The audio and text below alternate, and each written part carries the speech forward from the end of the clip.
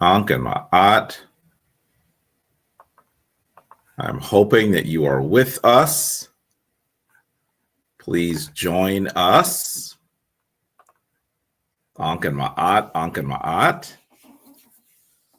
Come on in. Looking forward to seeing you for Kemetic Ascension. Come in, come in, come in. Ankh and Ma'at.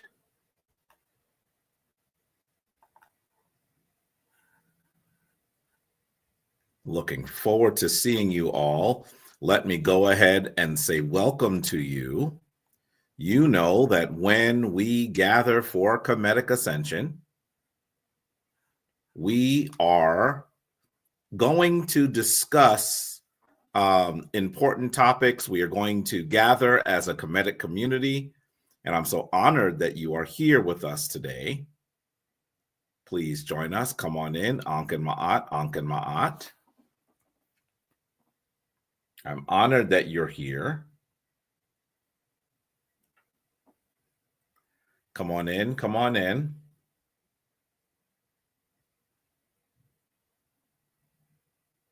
Hoping you're joining us in a moment or two. Well, you know that when we gather for Kemetic Ascension, when we get together, I'm going to ask you to do a few things, to tell us a few things as you join us. To first tell us how long have you been part of Kemetic Ascension and where in the world you are. I'm seeing some of you are headed in, Ankh and Ma'at. Ankh and Ma'at to send Jason Holmes, one of our full members, an active member. Ankh and Ma'at to you, coming to us from Lincoln, Nebraska. Ankh and Ma'at to Shane the Watcher 616, who was always here with us. Wonderful that you're here. And I know that you're probably also thinking a lot about what's going on with What If. I know you're going to ask me about that in a second. Ankh and Ma'at too. I haven't watched any of this season yet, so hopefully I'll get to some of it today. Ankh and Ma'at to Sanet Shenka, who is actually one of our active full members coming to us from the DMV area. Ankh and Ma'at to Rashad Muhammad. I see you there. Rashad Muhammad from Southern California. Ankh and Ma'at to you. Ankh and Ma'at to Aten Amun-Ra. Senatan is one of our active full members. And coming to us from the Windy City. How are you, dear brother? And dua for your message. I was searching for it here. I know that you sent a message, I think, about what's going on with one of our members. We're definitely going to announce today that unfortunately one of our full members has had a quite a serious loss, and we're going to need to keep her lifted, to keep her in our prayers so that she will be able to do the things that she is able to do, even though we know that she is going to be truly missing her mother. Her mother passed. I'm talking about Tanet Ashley. More on that in a moment. Ankh and Ma'at to T. Coben 1, who's coming to us from Flint, Michigan, watching for 7 years. Ankh and Ma'at to you. I'm glad you are back. Dr. Seba Ka. Ankh and Ma'at, I have not seen you in a while. How are you? One of our full members. Ankh and Ma'at, good to know that you're out there. Ankh and Ma'at, yeah, it feels like forever, but about 7 years now. You've been involved with us for a long time, Sanet Shenka. That's correct. Ankh and Ma'at to Herorasar, Ankh Amun-Ra, coming to us from Dallas, Texas. Ankh and Ma'at to you. Ankh and Ma'at. Ankh and Ma'at to I know I'm gonna mangle this name. Kisido the Bandit, Mr. Social Justice Help, join the fight, coming to us from Montgomery, Alabama. I'm not familiar with that name. Are you new, or did you come to us before with a different name? Ankh and Ma'at to send Ron Green, who has been here for 3 years watching from Alton, Illinois. A conscious conquest, says Hotep. Ankh and Ma'at to you. Ankh and Ma'at to, yes, I will put the details out on the homegoing ceremony for our dear shrine member. It's going to be in Philadelphia. I still have not even reached out to her. I'm going to reach out to her after Kemetic Ascension. But let me say to you that I am going to do everything in my power to be at the ceremony in Philadelphia on January 18th. More on that in a minute. I'll say more on that in a minute. Hopefully that means that some of you will come out and give some myrrh to our Senet, who is really reeling from the passing of her mother. And so I'm hoping that you will join as well. Mom's passing. I'm trying to do a few things at the same time. Make sure that I'm actually able to put on the screen the brochure, the program for the homegoing celebration. Ankh and Ma'at to Willanet Louise Efua Ma'ati. Ankh and Ma'at to you. It's good to see that you're still here. Ankh and Ma'at. Ankh and Ma'at to Jaman, coming to us from East London. Wow. When you say 2019, are you saying that you've been part of this gathering since 2019? We've certainly seen you before. Perhaps that's what you're saying. Ankh and Ma'at to you. Ankh and Ma'at to Hen Luke. Can you debate Wes Huff? I don't know who Wes Huff is. Feel free to send me some information so I know what the circumstance is. You'll know that I have not debated anyone in quite some time now. I have been busy, so busy. I just established, I can say this now because last week the 501c3 paperwork came through. So I started a 501c3 to teach history around Black history, African-American history around the United States. It's been very hectic preparing that. So definitely I haven't even been on Sonetta. It's nearly 2 months now.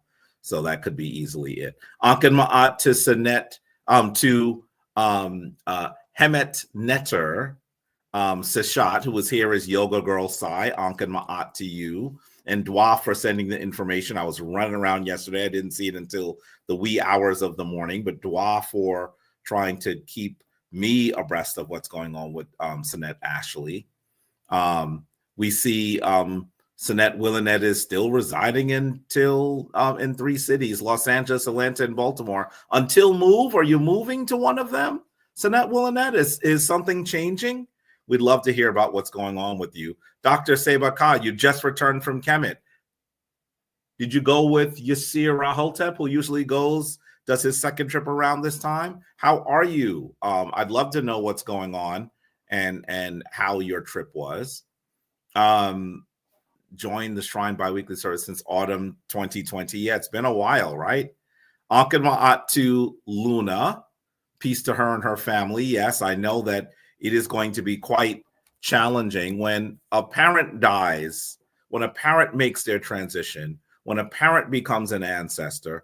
It is challenging. There's just no way around it. And I'm truly hoping that we are able to give dear Senet some myrrh so that she knows how much she is loved, how much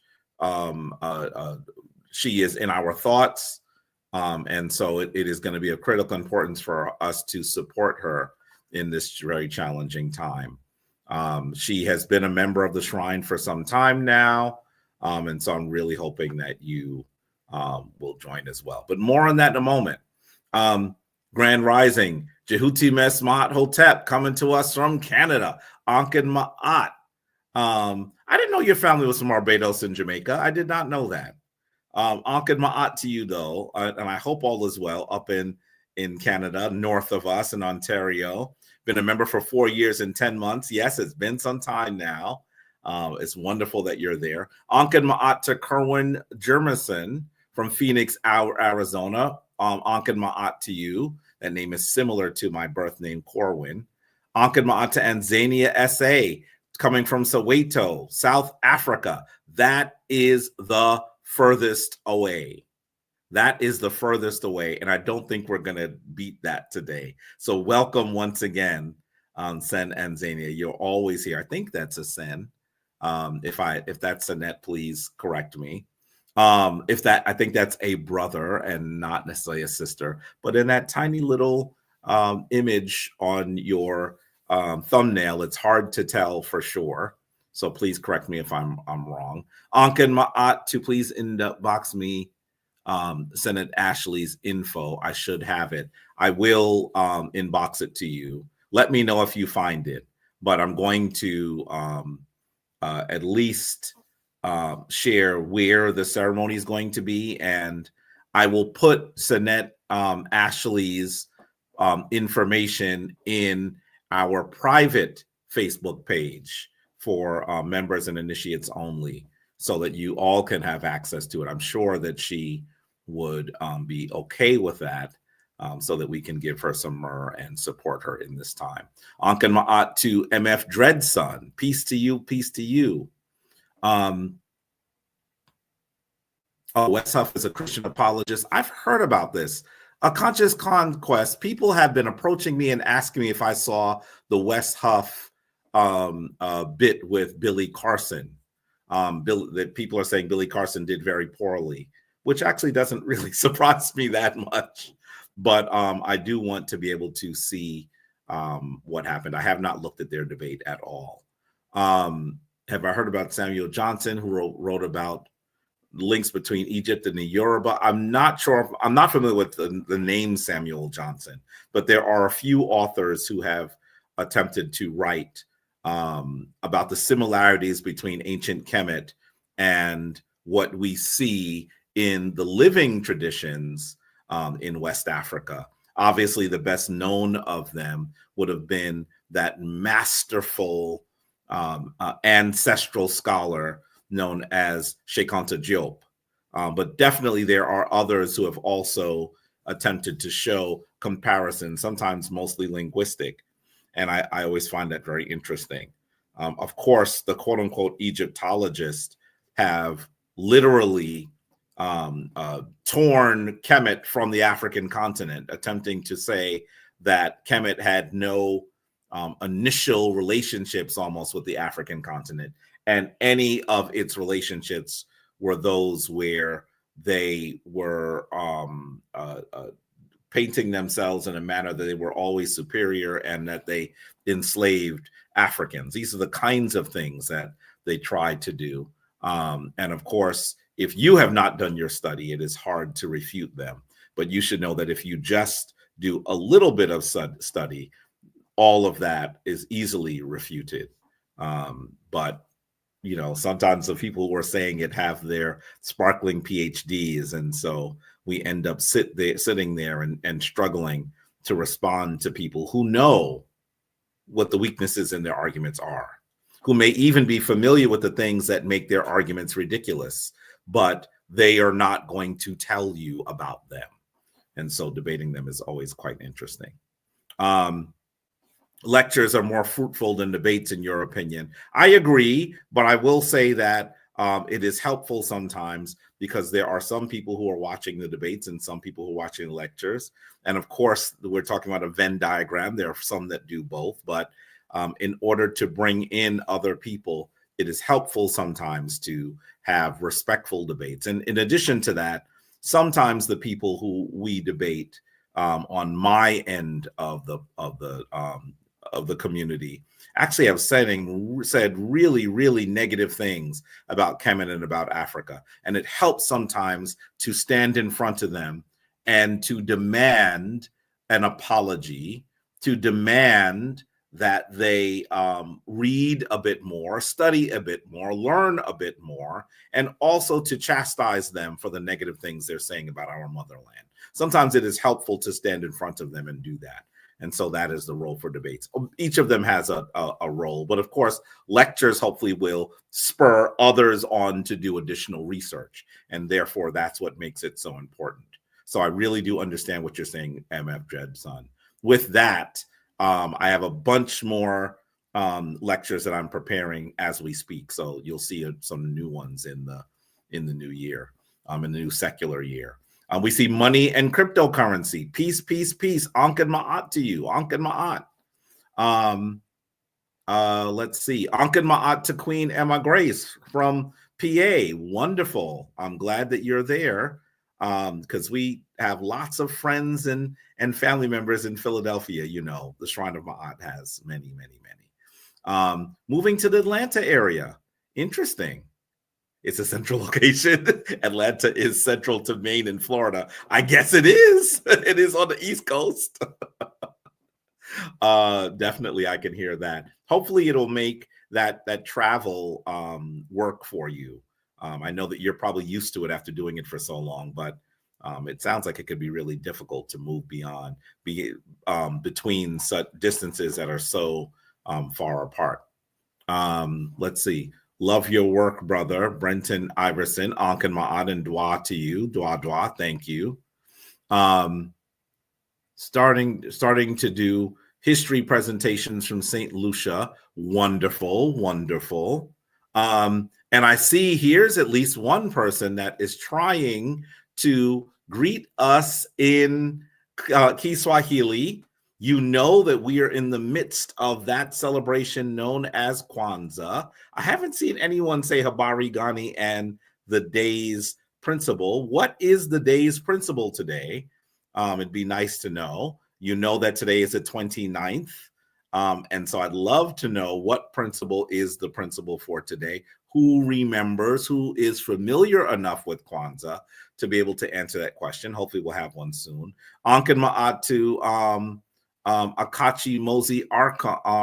And that was Wenefer Wengo. It's wonderful you're doing some presentations there. Please share some more information. I'd love to know what you're doing in St. Lucia.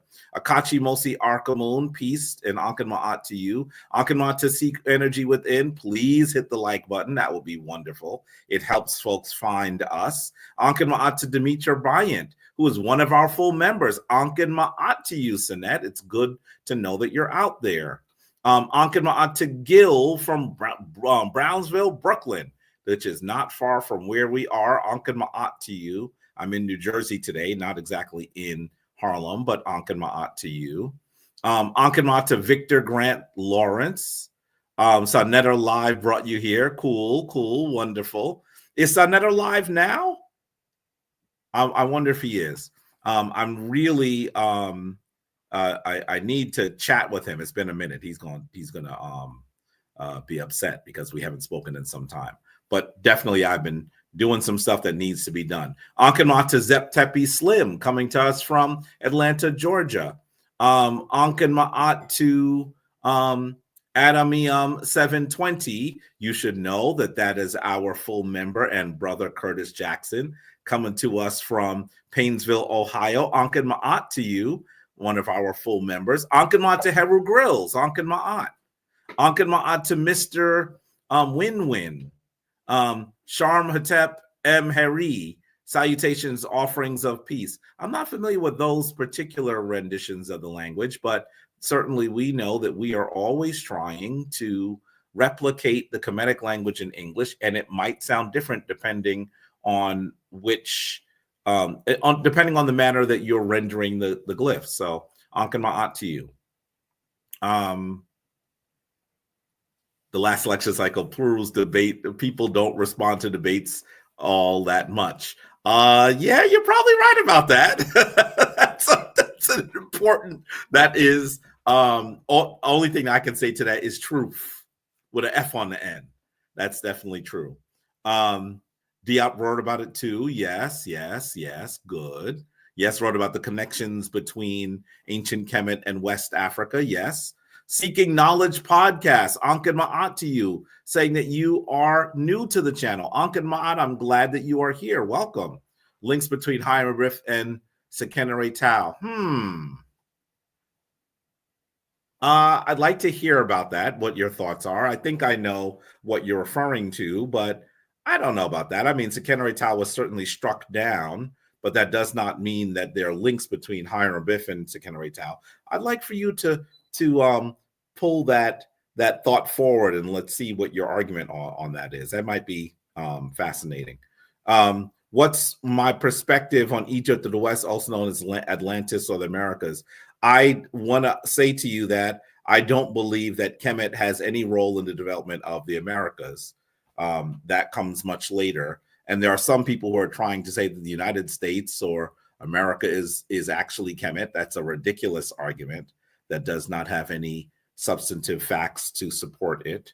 There are people that even argue that there are, as I always hear, hieroglyphs in the Grand Canyon. And I always say, it'd be nice to see if you could send a picture. Of course, that continues to live without any data to support it. And so that is problematic. I'd love to know what you're thinking on that one. Tuning in from San Antonio, Texas. Welcome, welcome, welcome, Seeking Knowledge Podcast. The Flight Doctor says, shout out, Anken Ma'at to you. Greg Herbert says, peace from St. Kitts and Nevis, Anken Ma'at from the Caribbean. Wonderful, Anken Ma'at. I'm sure it's beautiful there, especially compared to the cold and wet Northeast. Anken Ma'at. Jehuti Mes Hotep and Greg Herbert say that today is Ujamaa. Yes, today is Ujamaa. So if you are celebrating this celebration, this 7-day-long celebration of Kwanzaa, you would say Habari Gani, which means what's the news? And the person should respond Ujamaa with the principle of the day. Cooperative economics. Ujamaa is important. Yes. I see Lortisha White also says Ujamaa. Wonderful. And there's Willinette saying the Habari Gani the way that it should be said. Wonderful, wonderful, wonderful. G. Kincaid Discoveries in the Grand Canyon. No, my perspective is that is not accurate. And I'd love to see any data which supports it. Ancient Kemet was so magnificent and so influential that everyone wants to situate their societies within this great and influential nation. The reality is that ancient Kemet was influential, but to argue that it was influential here in North America is not, I've not seen any credible data to support that whatsoever. So I don't believe that's true. Ankenmat to Asar Minton M. Hotep, Ankenmat to William Humphrey, also known as Sentehudi Forever, the Jati of Phoenix. Wonderful. It's wonderful to see you there. Vernon Wells, how are you? Ankenmat to you. Ankenmat to you. I'm hoping that you're doing well. I think I heard that you weren't doing well. I need to give you a call. We should have some, we should talk. So I know what's going on. I'll try to give you a call a little bit later on today.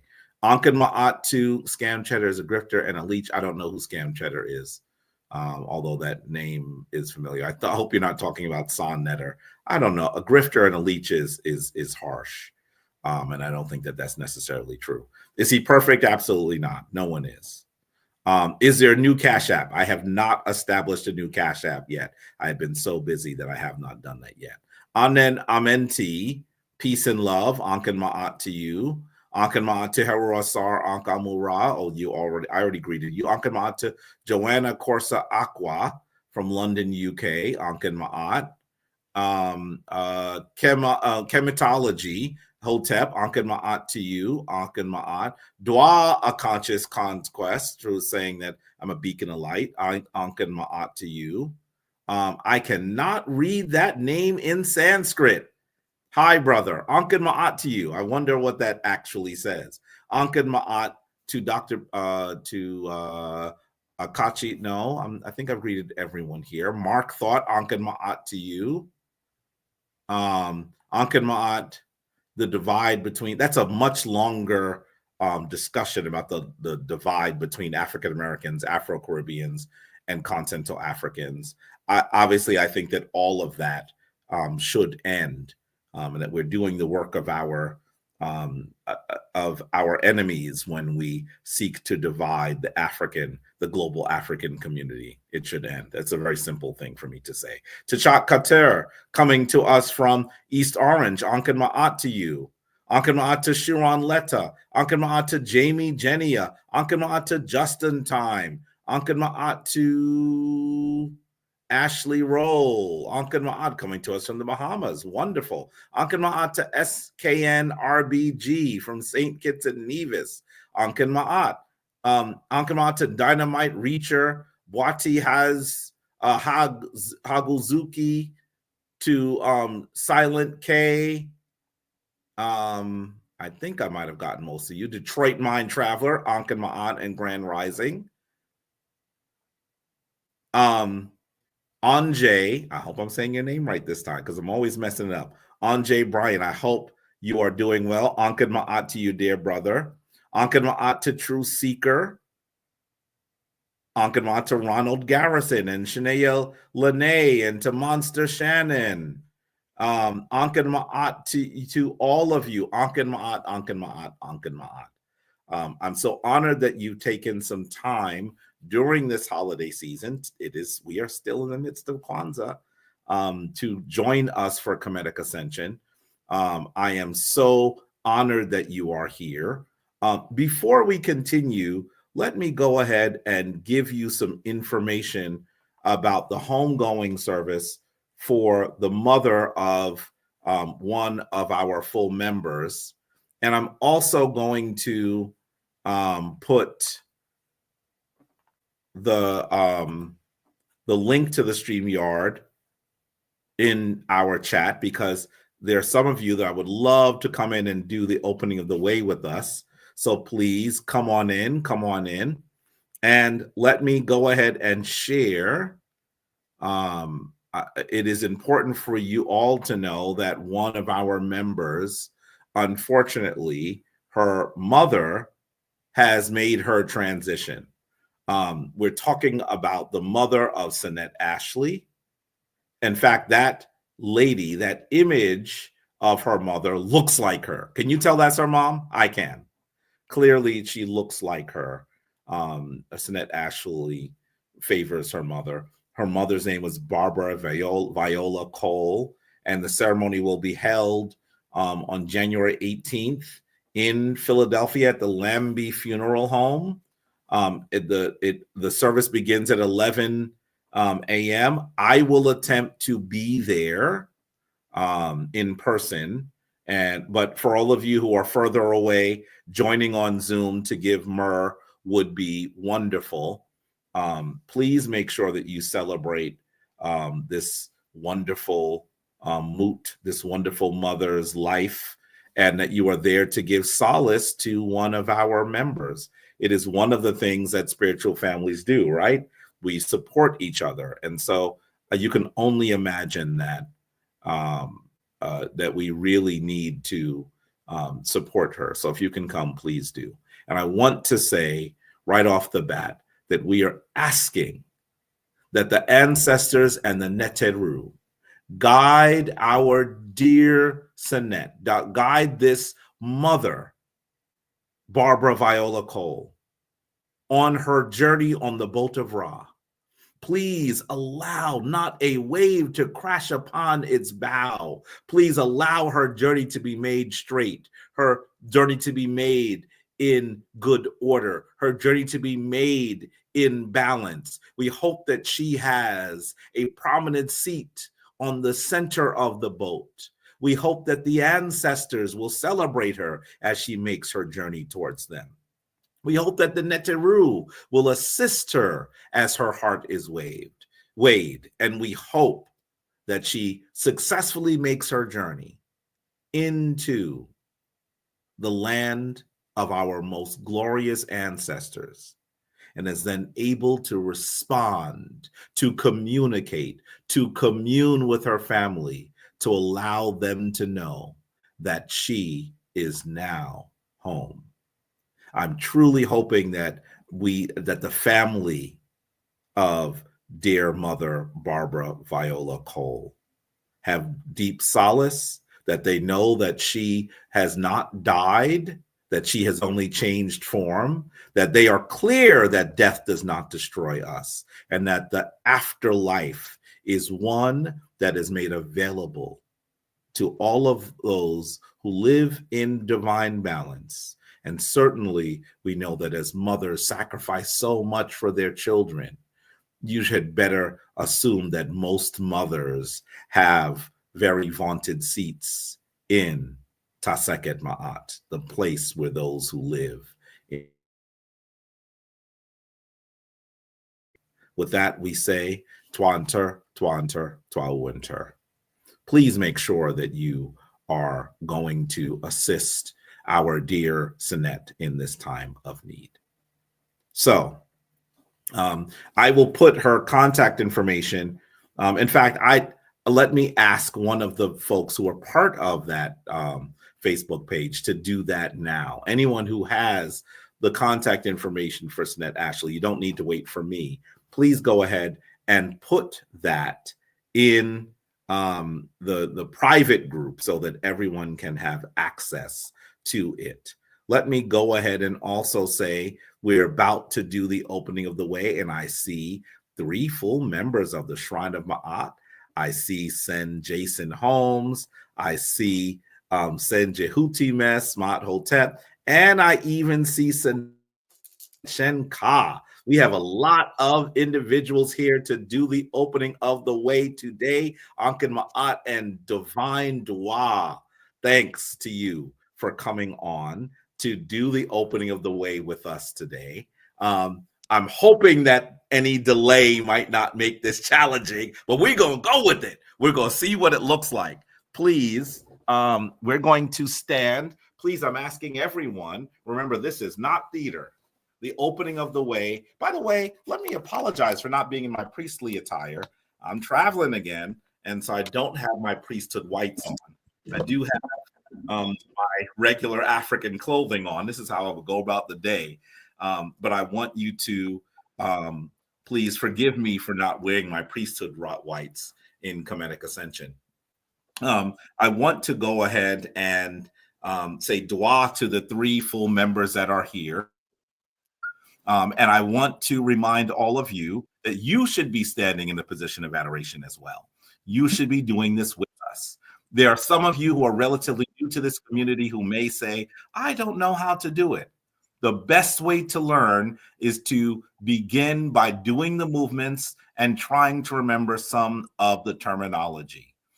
Definitely, each of these magnificent members who are on the screen with you were also at a point where they didn't know how to do it. So if you don't know how to do it, fine, you can learn. It's not hard. You just have to continue to do it so that it becomes more. With that, let me ask, how are we going to do this with the 3? Well, I'm going to stay quiet and just follow the rest of you, but how should we do this? Does someone want to lead? I know that generally speaking, we have the female energy and the male energy in the opening of the way. We certainly have a wonderful Sinette with Sinette Shen Ka. Maybe she might do the female energy. Are you comfortable doing that? Wonderful. Yes. We have 2 Sens. We have Sen Jason and Sen Jehuti Mes, who are going to be the individuals who will, I'm assuming, do the male aspect.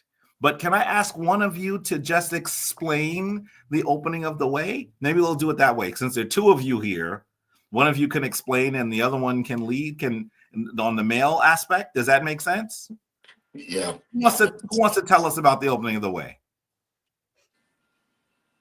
Well, what exactly do you want us to explain? Explain the basics, because there are people who are not familiar. Okay. So basically what we're going to do is we're going to stand in the pose of the adoration, which is left hand forward, right hand a slight bit back and maybe a little bit lower. You don't want to bend your wrist too much. You can just hold it natural. And then we start with the divine word of life, Ankh. You take your deep breath, and then we start with the divine word Ankh, and then we proceed. Now, I do want, what I'll do, since there is 2 of us, we don't want to kind of drown Sinette Shinka out. So What I'll do is send Jehuti mess. I'll kind of let you take the lead on it, okay? Okay. If that's okay with you. Okay, brother. Okay. All right. So we'll start by taking a deep breath, and you want to breathe from your diaphragm. You don't want to, you don't want that that nasally sound, but just take your deep breath, and we'll chant the divine word of life, Ankh. Oh.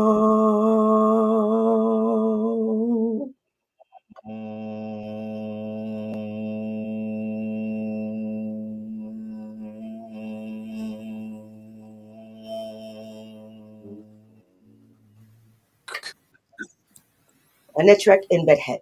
Anetrak in bedhead. Nuke in bedhead. Nuke in bedhead. Anetrak happy. Anetrek P. Nuke happy. nuke. Happy. Tuau winter. And then we turn to the right. Anetrek circuit. Anetrok circuit. Nuke circuit. A nuke Nuke circuit. Anetrak keb sanuf. Anetrek Keb Sanuf. Nuke keb sanuf. Keb Sanuf. Tuau winter. Winter. Anetrek ost. Anetrak ost. Nuke ost. Nuke ost. Anetrak omset. Anetrek Set. Nuke omset. nuke. Set. Tuau winter. Winter. Turn to your right. Anetrek neat. Anetrak Meat. Nuke neat. Nuke. Meat.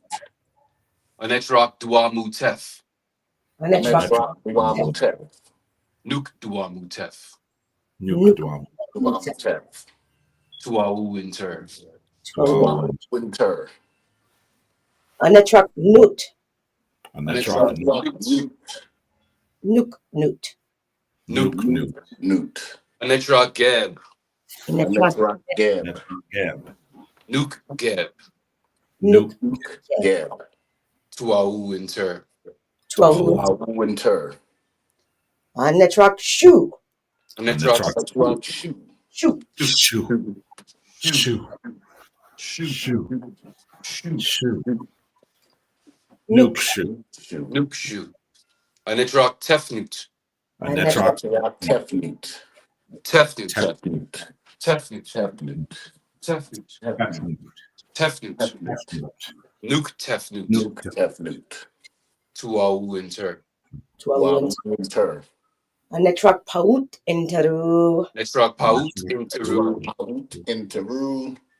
Nuke paut interu.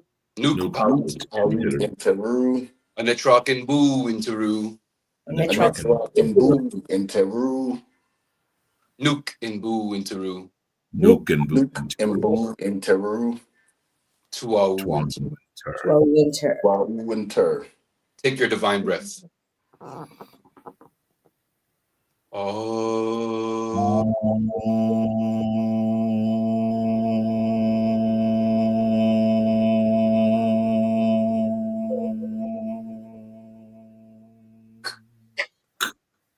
Tuau winter. Winter.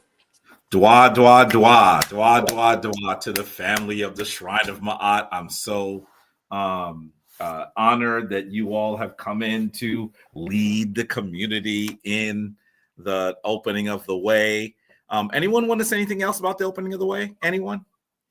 Just giving honor and respect to the elder Baba Heru that made it possible for us to be able to, in modern day, bring the ancestral honor to the Netaru. Just much love and honor and praise to Baba Heru for implementing this ritual. Yes, dwa, dwa, dwa.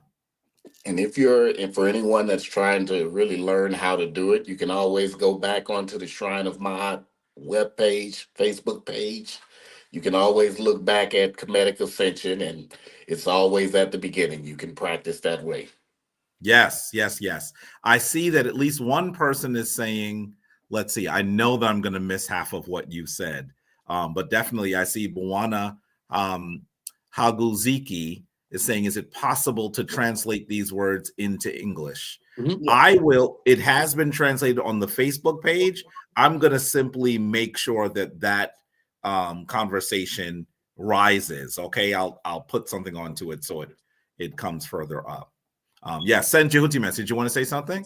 Yeah, last thing if I could. So as Hemnetter and Tepi, Haru Jedima'at Aten Ra, Jabari Osaze always teaches us, you always want to do the opening of the way before you do something that is important. And certainly your day is important. So at least do the opening of the way at the beginning of your day. And also want to give him divine dua for being the Jed of the Shrine of Ma'at. The Jed is the Medu Neter for backbone, referring to Oh, Osiris' wow. backbone. So dua nature Jabari Osaze for being the backbone of the Shrine of Ma'at, and the backbone for me to be able to practice this divine ancient classical culture in Canada as the only fully initiated member in Canada. Oof. Oh, wow. Dua. Thank you so much. Dua. When you hear us say dua, we're saying thank you, by the way. Thank you so much. And I should also say to you all that their description is amazing. And for those of you who are interested in learning, you can reach out to them too, It's all on the Facebook page.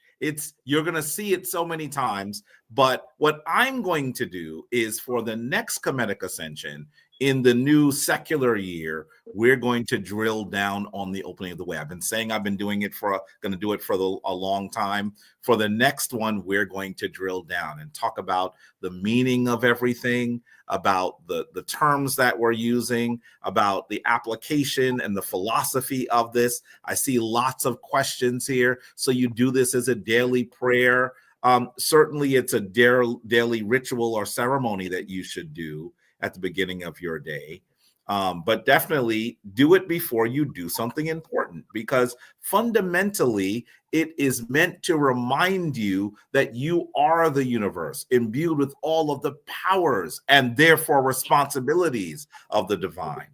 And when you recognize that that is who you are, that is the stuff you're made of, the challenges that you have are now beneath you. Mm-hmm. I've always said that I want to do a humorous video where we go to a weight room and we see everybody working out. We see this really big guy and he's like lifting like 5 pounds and he's like, he's struggling. And everybody's like, what is happening? This muscle-bound guy is struggling with 5 pounds. If he thinks that's all he can lift, that is what he will lift. Mm. Yeah. You have to be aware of who you are. Yeah. There's a reason why when our ancestors were enslaved, they refused for us to use our names. They refused to allow us to speak our languages. They refused to us the ability to read and write. Because if you don't know who you are, those who are looking to exploit you will be absolutely happy to tell you. And so we are in a situation where we need to reclaim our traditions and reclaim an understanding of who we are. I'm talking about not just culturally, but also within the entire makeup of the universe. If we're able to do that, we're going to do amazing things. I'm going to say to you, this is the kind of thinking that allowed our ancestors to get to where we are. I know that there's so many things that are problematic that beset us as a global African community. It can be depressing sometimes looking at the news. It really can. But you have to recognize, in order to truly understand the trajectory of our people, you got to go back and see what was going on for the last 500 years. We were not beaten. We were not vanquished. And believe it or not, our traditions still exist in the quiet halls of every space that we inhabit. And so we have to continue moving forward. So I want to say dua to all of you again. It's wonderful seeing you, even though it's only on Zoom. It's wonderful seeing hug y'all. It's wonderful seeing you. We have to find more ways to gather together. Hopefully in 2025, we'll do more to gather together. And I want to say to you all that I murr you, and hopefully going into the new secular year, you're going to go into it with peace and power. That's right. Yes. Can we all community say dua to them? Dua. Dua, We'll dua, see you dua. soon. Dua. Much more, guys. Murder. Shimamata. Wonderful, wonderful, wonderful. I'm so glad that they came on to do that with us. It is amazing that we have members of our community that come in to assist. I have said for a long time that Kemetic Ascension has been too Jabari focused, and it's even more Jabari focused right now. We have an entire community, and those of you who come every week know that we have full members and priests and all those people who have been in this tradition for quite some time. And it's wonderful to see them so you can know what they are up to and how the tradition is living in their life. And so that's wonderful. Ankanwa, to some of you who have come in since we began doing the opening of the way. I know that there are a lot of questions. I wish I had time to answer them all. I see, is the Ankh and the Ankh connected? I don't know what that means. Ankh and the Ankh connected? Tianis, welcome, by the way. Question me says, is just Ankh, is just Ankh with a vow of silence? Now, you know, the funny thing is, if you are a practitioner of meditative traditions, if you use meditation and you use the breath to rejuvenate and to, in many ways, magnify the vital energies of your body, that's one of the things that meditation can be used for. You will notice that and Ankh are very similar. One is older. And so I think that they do something very similar within your vital body when you are chanting it. And so that while you might have put LOL on the end of that, I think the fact that you noticed the similarity, question me, is not by mistake, I also see, I saw another question. Did someone say that they are deaf? I'm hoping that you're able to put on the subtitles for this video. Please let me know if you're able. Can someone type to send William Graves whether he's able to watch with subtitles? And let's see what we can do. I can even speak a little slower because I speak a little fast. I'm a New Yorker. And so that means that maybe the subtitles might be off. Please let me know if you are able to understand by subtitle as well. So do you do this as a daily prayer? I think I answered that. Certainly you should at least try to do it at least once a day. Good pyramids, nice. Bye. William Grease is leaving, unfortunately. I see Lord Uzik is from Nigeria. Ankan Ma'at, I'm glad you're here. We see just in time. Ankan Ma'at to you. DZ Ank is here. You're late, but you showed up. I'm glad that you're here. Chris Doper, Michigan is there. Actually 3,000 plus years, only 500 with Europe. Yeah, I'm saying, no, I'm saying, I think you're responding to something I said, Sinette Willinette, that the last 500 years have been very difficult for people of African descent. Very difficult. Our traditions, our culture is much longer than that, tens of thousands of years old. Just imagine that for at least 60,000 years, there was no one on the planet but the African. Let that just ruminate for a second. For 60,000 years of human history, the only humans that existed were African. So the oldest traditions on the planet are African. The oldest astronomers on the planet, the oldest scientists on the planet, the oldest medicine practitioners, the oldest authors, the oldest priests and priestesses, the oldest of all are on the African continent. Yet, unfortunately, in the last 500 years, the ancestral home to all of humanity has been catching hell. Well, you may realize that Africa is resurgent, that we are on the upswing with all of the challenges. Yes, we have challenges. With all of the horrible sorrows that Africa is still dealing with. Yes, there are sorrows. With all of the separation and the discord on the continent, Africa is insurgent. It is moving. We are moving forward. And I'm hoping that each of us will be part of the rise of our ancestral continent. Do you guys do proselytizing? I don't know if we'd call it proselytizing. Certainly, we want people to recognize that these ancient African traditions exist. But one of the things that we will not do is go and tell people that they are going to go to hell if they are not part of the Kemetic tradition. We're not going to do that. And sometimes a lot of proselytizing in the Abrahamic traditions means that people are saying that if you're not part of that tradition, that the divine will not assist you in your journey. That's not something that we do.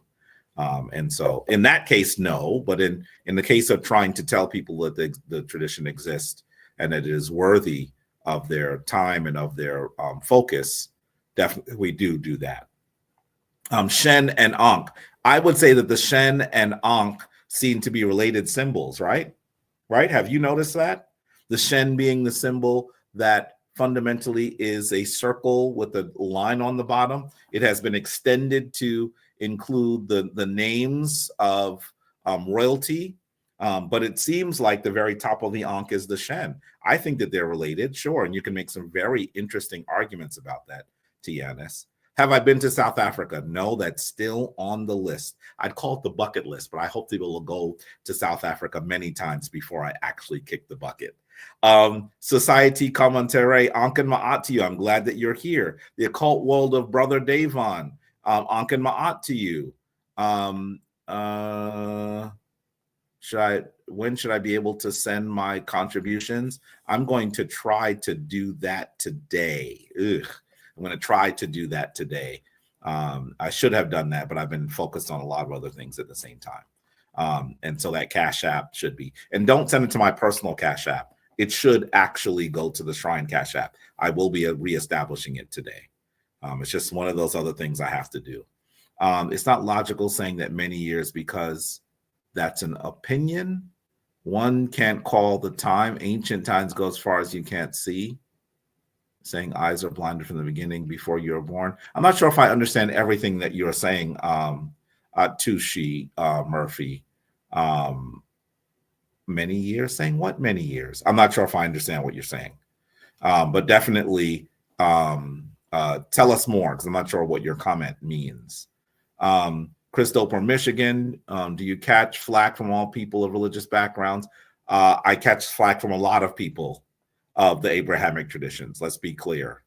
But I've been prepared for it, and so I just meet it where it is.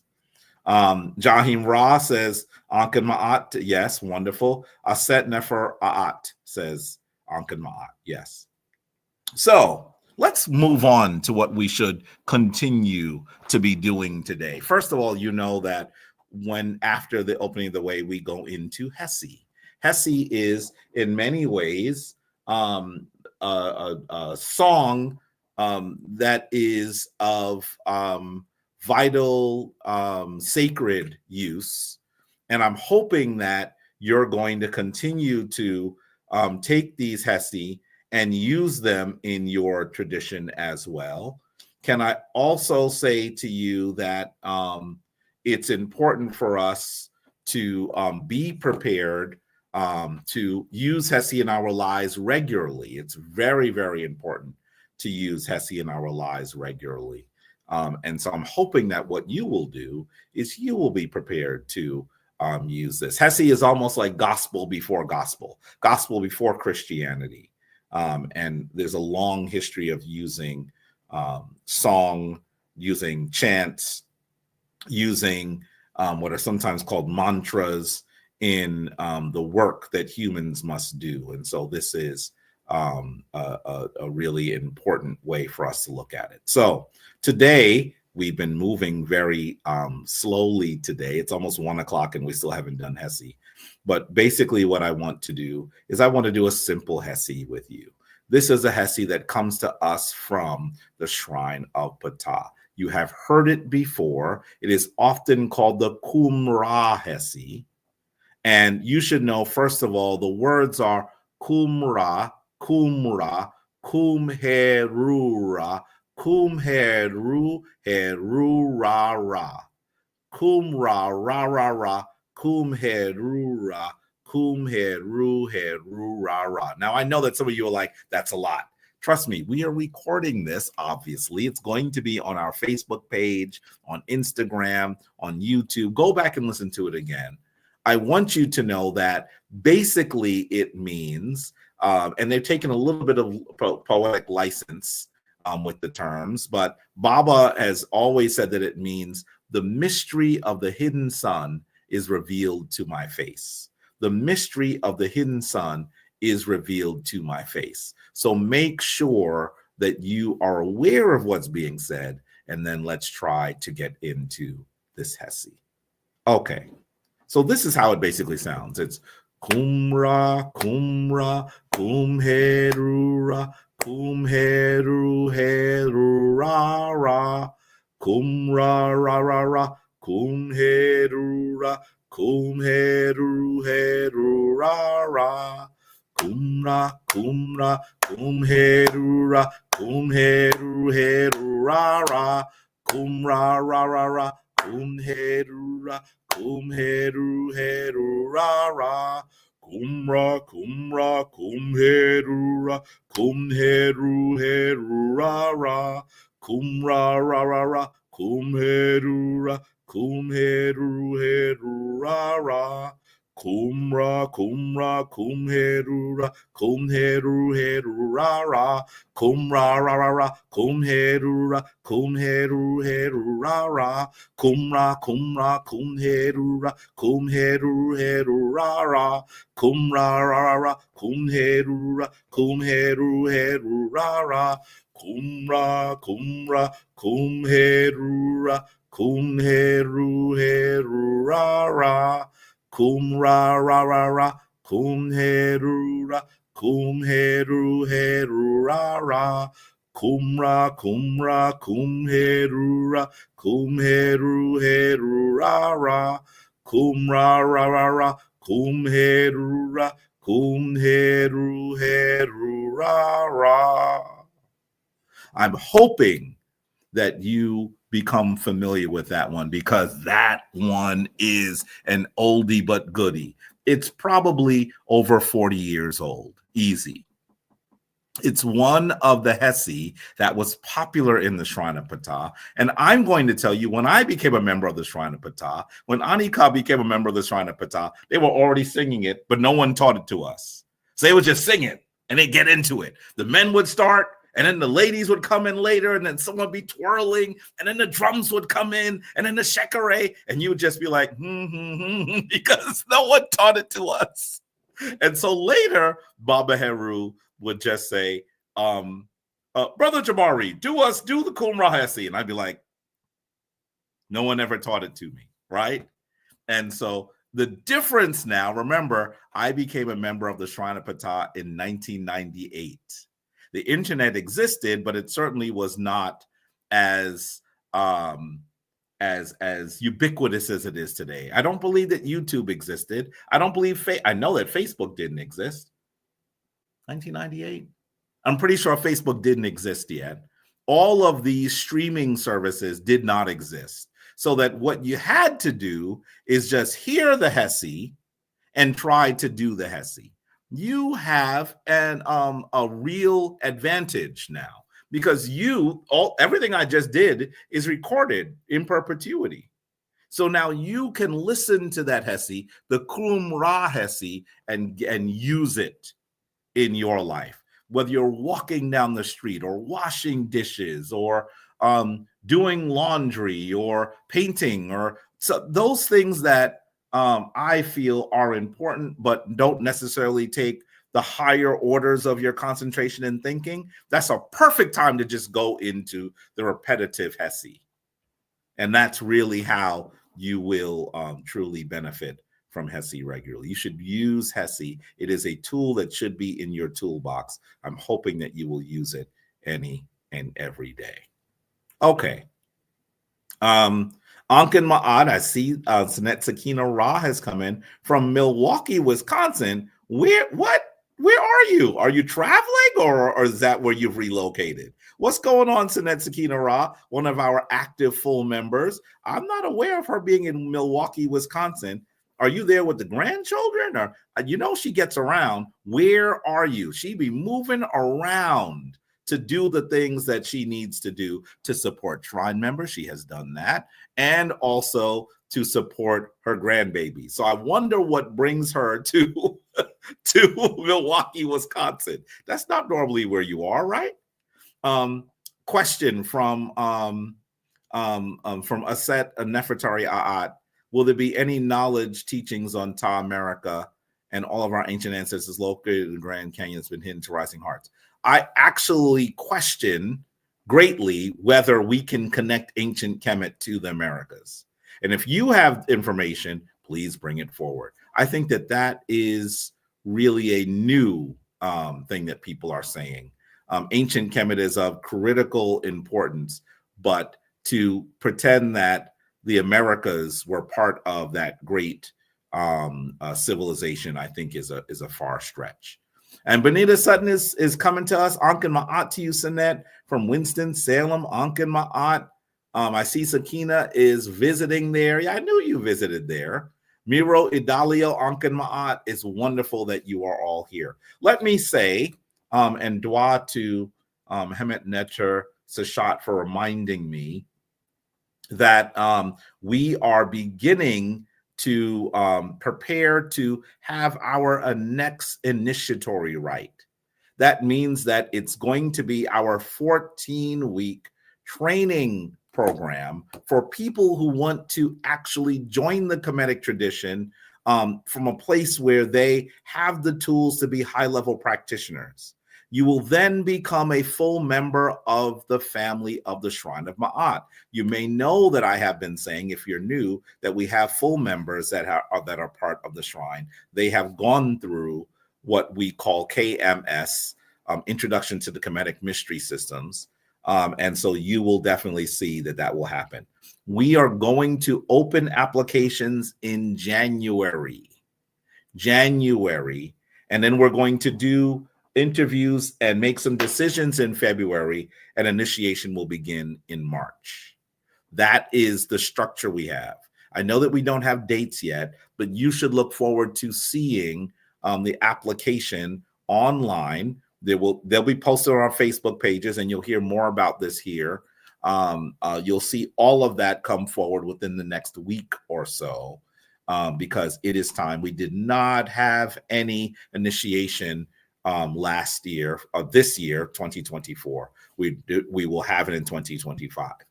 Am I opening the priesthood training? The answer is yes. I'm looking to start priesthood training in the last quarter of 2025. And so you're going to hear about that shortly as well. There are some of you who have been asking about it for quite some time. Sanet Chenka is one of them. In fact, all three of the people you saw came on earlier have asked about it. For those of you who have been active members of the shrine and are looking to join the Wenwet, we are going to be doing that in the last half of 2025. So look forward to that. There's some of you who have been already doing work within the community and have not been elevated, and we really want you to consider the priesthood so that you can do the work that you're supposed to do at a higher level. And so all of that is coming as well. Initiation is going to come first. That's just how we usually do things. But priesthood training is a 3-year commitment, right? It's a big commitment. But definitely you will know that during that time, you're going to learn everything from divination, a bit of the language. You're going to learn more about ceremony, purification. We even will go into history as well. You should be able to know everything you possibly can so you can be a high-level practitioner. That is the plan that we go through with priesthood training. So both of those will be coming in 2025. Please look forward to it. And I see Senjihuti Mismahotep saying, being a fully initiated member of the shrine was the best decision I've made in my life. I definitely recommend it, family. Ankan Ma'an and Dwa to you for saying that. Definitely, we will be. There's some of you who have been with us for a long time, and you should be full members of the shrine. Please make sure that you join. We want you to do that as well. Will I be giving classes about African history soon? My new nonprofit, which is called the Black History Underground, is going to be teaching African American and African history all over New York City. And so that is what we're going to be doing. Oh, New York City, all over the United States. I'm sorry. I saw what I said, Nefertari said, and made me say New York City, all over the United States. So yes, those classes will be coming together soon too. I've been working on it for the last bit of time. It's taken a lot of time. We just received in the last, you're the first person to hear this publicly. In the last week, we received 501c3 status, which is amazing. Going through the process, by the way, I had always said that the Shrine of Ma'at needed to do 501c3 status. But now going through the process with my new nonprofit, I recognize that the federal government already recognizes spiritual institutions under 501c3 status. It is not necessary for you to file. Here I am thinking that there was something else I need to do with the shrine so that we can do more things, and recognize that we don't need to do that. We have been a recognized New York State recognized nonprofit for, I don't know, over 10 years. And so the Shrine of Ma'at is not restricted from doing those things that other nonprofits do. Anken Ma'at to Black Spectrum, Anken Ma'at to Robin Anderson, Anken Ma'at to Tone Johnson, one of our full members coming to us from the DMV area. Anken Ma'at to you. We chat sometimes, but I have not seen you in Kemetic Ascension recently. I'm so glad that you're here. Anken Ma'at to you, Sinette Tone as well. Can I go ahead and say that I'm so honored that you all are here once again. For our gathering. It is very important that we do this. Let's get into our conversation. Now, you know that last week we started some of this discussion, right? We started some of this discussion. In some ways, we were talking about the concept of the divine mother, Ast, being the major person in the divine birth. And also, in many ways, we should recognize that in the Kemetic tradition, it was considered a virgin birth. I'm going to tell you that there are so many, when I say that publicly, it's one of the things that triggers death threats. You should know that right off the bat. The people who are adherents to particularly Christianity and Islam take offense to me saying that in fact Ast was considered a virgin as well. And whenever I say that, you should know that on the internet in places, people also put up videos saying nasty things about me and that sort of thing. It's not just me, it's all of the practitioners of the Kemetic tradition have this kind of challenge. And I want you to know that it is important for us to begin to refute some of this. And so what I want you to do is have the tools to be able to refute it, particularly in the period where we know that everyone virtually is thinking about the virgin birth of a different divine lady, thinking about the virgin birth of Mary. It is important for us to recognize that a whole concept is one that has its origins in Kemet. But what I want you to do is look at a small portion of this video. This comes from a group called the Absolute Bible Truth Ministries, and they critique those of us in the Kemetic tradition who are arguing that Ast was the first of the virgins. This is important. Take a look.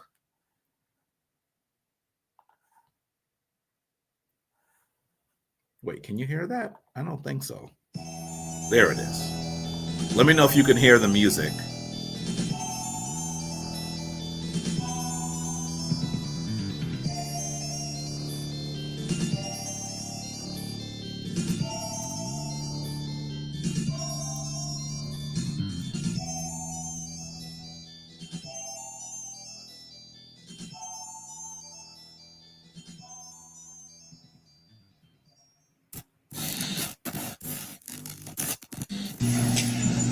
me tell you something about Horus. Who did I say I'm talking about now? Horus. Horus was born of a virgin. Yes, sir. Her name was Set or Isis.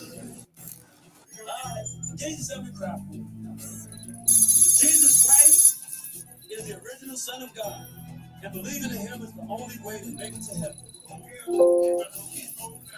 I love you, but I gotta tell you the truth. I gotta tell you the truth because you need to know it. The story of Jesus Christ is a European corrupted version of the African story of Asar Seharu that the Europeans call Osiris, Isis, and Horus. Haru was the prototype for the European version of the immaculately conceived child. And here we see the earliest immaculate conception. Immaculate means clean. That means she has known no other man. No other man has entered her body. She will have a clean conception. Fortunately, this one is here telling of the first virgin birth resurrection story. Where the goddess Aset forms herself into a bird and descends on top of Asar's penis. But Isis is going to take the seed from his body to impregnate herself. And this is the earliest concept of immaculate conception, long before an angel of the Lord and Gabriel coming to Mary and said she's going to be with the Holy Child. But let us first start, as I said from the beginning. Where did the story of Jesus start? It started 4,100 years before Jesus. It started with the story of Isis, and who became pregnant by an immaculate conception, gave birth to her son Horus by a virgin birth. And so today I'm going to be looking at just more of survey. It's not that in-depth, a history of Christianity in Africa before the transatlantic slave trade, actually before the Catholic Church, all right, which people think is the mother of the churches, and before the Eastern Orthodox Church, before any of these churches existed, what we are now calling Christianity in terms of form and belief existed in Africa for many, many, many thousands of years. And this one, now we get into the concepts, principles, and ideas that we are more familiar with. And the first Madonna and child worship along the Nile, Aset, the Holy Mother, and Haru, the child born of Immaculate Conception to Asar. I want to talk about how Christianity comes out of ancient Africa, so that you understand that most of the characters, the stories, the mythos, even some of the settings are directly influenced by ancient Kemet. So let's talk briefly about Heru, so you get an idea of how these Kemetic concepts go into the Christian church. Understand that Heru is born of a virgin and displayed in a crib outside of temples. A lot of spewing of rhetoric, like the Bible, like the Quran, like the Torah. You understand? That is rhetoric. But this is Isis in the form of the falcon. She's receiving the holy sperm from Asar. You understand? This is through and Ra. He didn't have one. So a spiritual phallus had been put in place so she could receive the sperm, and from that union came Haru, the Immaculate Conception. Right there. Fucking up your goddamn Christmas. So now, going back to Christianity, white people, as we all know, destroyed Egypt. They destroyed our civilization like they did all of them. And what they did was they went to the pyramids, took the stories that was written. Now, I want you to hear, first of all, let me apologize. You know that Sarah Sutanseti is known to use some spicy language, and so some of that was in there.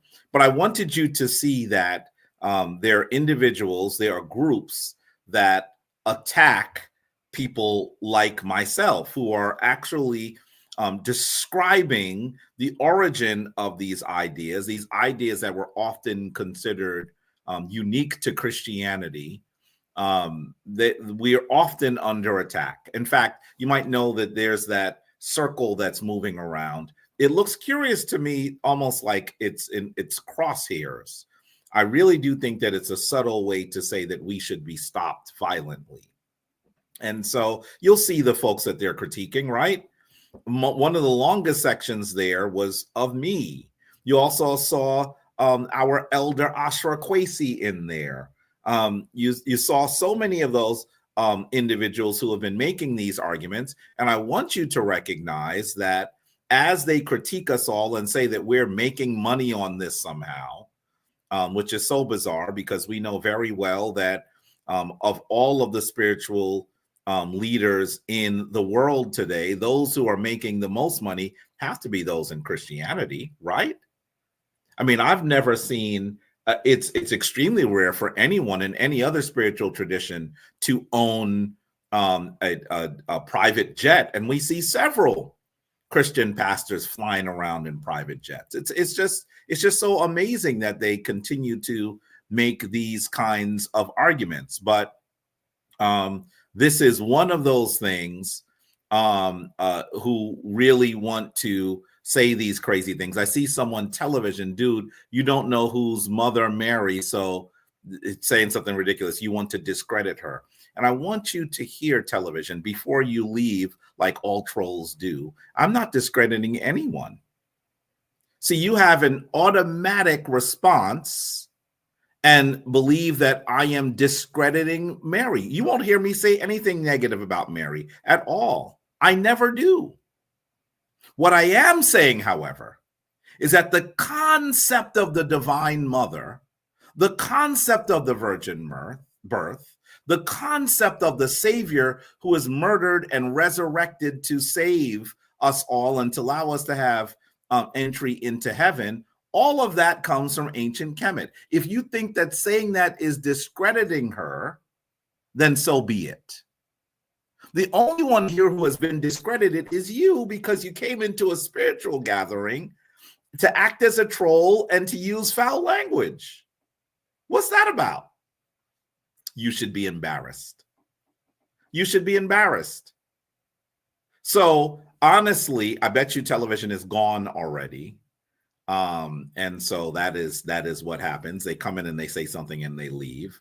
I'm not discrediting anyone, but I am posing a historical argument that will allow us to understand how these concepts become so prevalent in our modern world. And if you disagree with me, how about watch what I'm showing to you and then see if you can refute it. That's what you should do. By the way, what is blasphemy? Blasphemy is when you're saying something that is negative against a spiritual character. Once again, I have not said anything negative about Mary, and I will not say anything negative about Mary. I'm just telling you where the origin is. But you know what? A hit dog gonna holler. Because somewhere along the growth of Christianity, you were told that all of these concepts had to be literal and historical. We know when that happened. We know when that happened. And so what you have to do is now listen. If you disagree with me, that's fine. There's nothing wrong with disagreement. But listen to me and then see what you disagree with. How about let's do that? You're here to condemn. Well, if you're here to condemn, then what we'll do is we'll just let you leave. Okay, how about that? Okay. You're gone. Okay? If you're here to condemn, then you're gone. And so that's the situation. And now see, here's the situation. I'm prepared to talk to you all about it. I'm prepared to even speak to people who disagree with me. I'd prefer to speak to people who disagree with me. I would prefer to be able to have a dialogue showing sources so you understand these are not just my ideas. But see, here's the challenge. The challenge is that I have studied the Christian tradition for decades, and you are completely and wholly unfamiliar with the ancient African traditions that come from ancient Kemet. You're completely unfamiliar with it. So instead of having a response, why don't you listen and then have dialogue? if you're here to condemn, then this is not a place for you, and that's why you were banned. Because really, I don't want to ban anyone. I don't want to ban anyone, but I do actually want to have dialogue. And if you wanted to have a larger dialogue, even one where you could actually come on, maybe not to Kemetic Ascension, but come on and actually have a dialogue around these things. I've done that with many people. I'm open to that. I'm open to it. But once again, you are here to simply insult and to condemn. So if that's what you're doing, that's fine. Just do it elsewhere. Okay. So once again, I want you to, we're going to try to do this relatively quickly. This is part 2. You may remember that we had some conversation about these topics last Kemetic Ascension. And so what we're going to do is we're going to show you a few more items that you might be unfamiliar with. So in order to do that, recognize that I want you to be clear about what the counter argument is. The counter argument where people argue that Ast, who the Greeks called Isis, who is also called Auset by practitioners, where Ast is actually a divine mother who has a virgin birth. I showed you a few of the popular sources that are disagreeing with it. This comes from, I'm not going to spend a long time on this because we did talk about it last week as well. But if you look at it here, you're going to see that Belief Map is arguing that Horus was not virgin born. He says, the site says Horus had a biological father, Osiris, and was conceived through sex. And they continue to argue that there are only 2 different versions of how Heru was conceived. By the way, they tell you that, but they don't tell you where they get the sources from. And they make an argument which means that they are completely unfamiliar with the text that they are trying to cite. And that's always where they struggle, because they're pretending that they know about something when, if you just scratch a little bit beneath the surface, it becomes very clear that they know very little about all of it altogether. So these are the 2 arguments that they make. They say Horus was conceived by the union of Osiris and his wife Isis just before Set killed Osiris. It'd be nice for you to show me where you got that from. But of course, Belief Mat will not. Then they also say that Horus was conceived by the union of Horus and his wife, they mean Osiris, by the way, and his wife Isis, just after Set killed Osiris and scattered pieces of him, and Isis reconstructed him, creating for him a new penis, since the fish ate that piece of him. This part is one that we can find in history. There are descriptions of Ast taking the pieces of Asar, putting them back together, and reconstructing his divine member, and then taking seed into him as she turned herself into a kite, into a bird. That certainly occurs. And sometimes they'll say, well, if he had a penis, then it was sexual. And so this means that there is no virgin birth. I want you to hear several things. First of all, this concept clearly, the versions of Ast or Isis or Auset giving birth to Heru are not exactly like the ones like Jesus. They're not. Nor should we be looking for something that is exactly the same. What we have to recognize is the larger themes, the larger characters, and the archetypes exist in an earlier story, and the later story re-edited, remixed this according to the social understanding and the mores that come out of another people's social understanding. But you're going to see great similarities. So I'm going to show you where those similarities exist. And when you see the similarities, it's hard for you to say that one was not the origin of the other. So Belief Mat also says scholars generally agree that not even one pre-Christian source identifies Horus as virgin born. Who are the scholars that they're referring to, by the way? Who are they? Who knows? But they're making these arguments and sounding very confident with them, but without giving you any sources. What they're really doing is speaking from their bias rather than speaking from an analysis of the sources. That's what happens very often. Very, very often. This has been debunked. And then, of course, you're going to see these arguments coming forth from two very popular institutions. One of them is a Dallas Theological Seminary that has a newsletter that they call The Voice, and a website called crossexamined.org.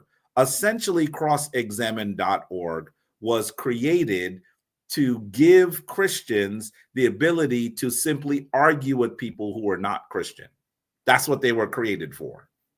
And in fact, when you look at videos of the founder of this site, often he says, just ask them this. They don't know what to say. Just ask them that. Really what it is it is a boot camp for Christian zealots. It is a boot camp for Christians who believe that us describing the origin of some of these ideas is an attack on their faith itself.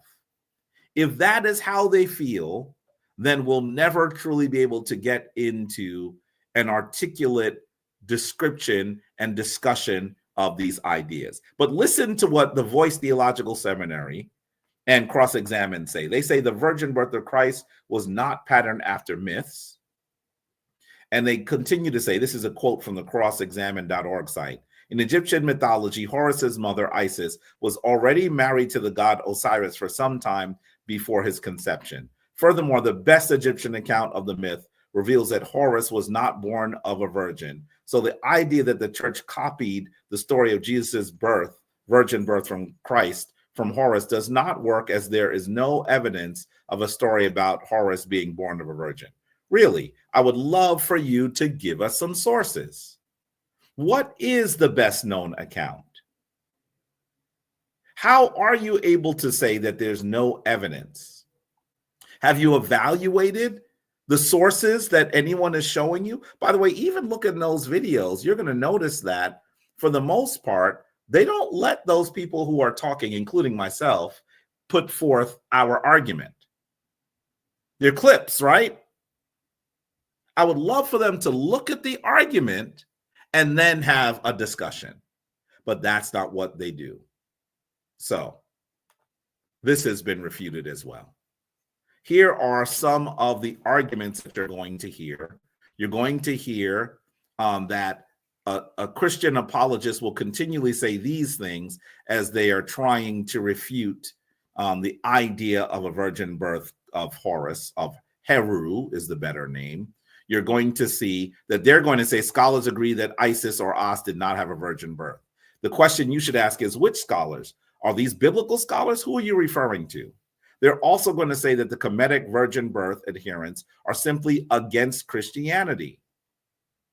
Like we're making up an argument because we don't like them and we dislike the tradition. But what they have to recognize is most Kemetic virgin birth or KVB adherents were once Christian, and our default setting, including myself, is not anti-Christian. It is actually those Christian apologists who will call themselves anti-pagan. So we're not against Christianity necessarily. We are just simply telling you about the sources that were not well known to us or to other Christians earlier on. So that's what's happening here. And then they'll also say no original source includes a virgin birth. You should ask them when they say that, have you read Kemetic texts widely? Which text have you read? And they're going to say no, because they believe that reading Kemetic texts is damaging and that you should stay away from the quote unquote pagans. So if you've not read anything, how do you know that it doesn't exist? They're simply going to say it confidently with no sources. That's what they're going to do. So you'll also see that they look for irrelevant, this is number 4, that these Christian apologists look for irrelevant differences as proof of the lack of the Kemetic origin of the stories. And I want you to understand that when you look at the Kemetic tradition and you look at the Christian tradition, you're going to see some differences in the story of the birth of Jesus and the death of. You're going to see some differences when you look at the Kemetic tradition. They don't compare one to one. But what you will begin to recognize as you look at the Kemetic sources is that the origin of the ideas exist in Kemet, and then Christianity then is a retelling that is slightly different than the original.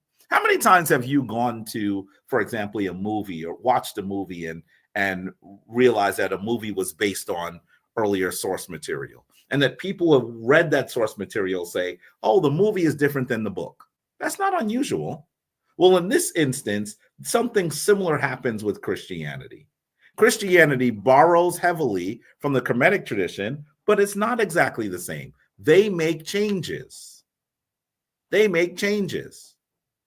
And we should be able to recognize what the changes are and why they deemed them necessary.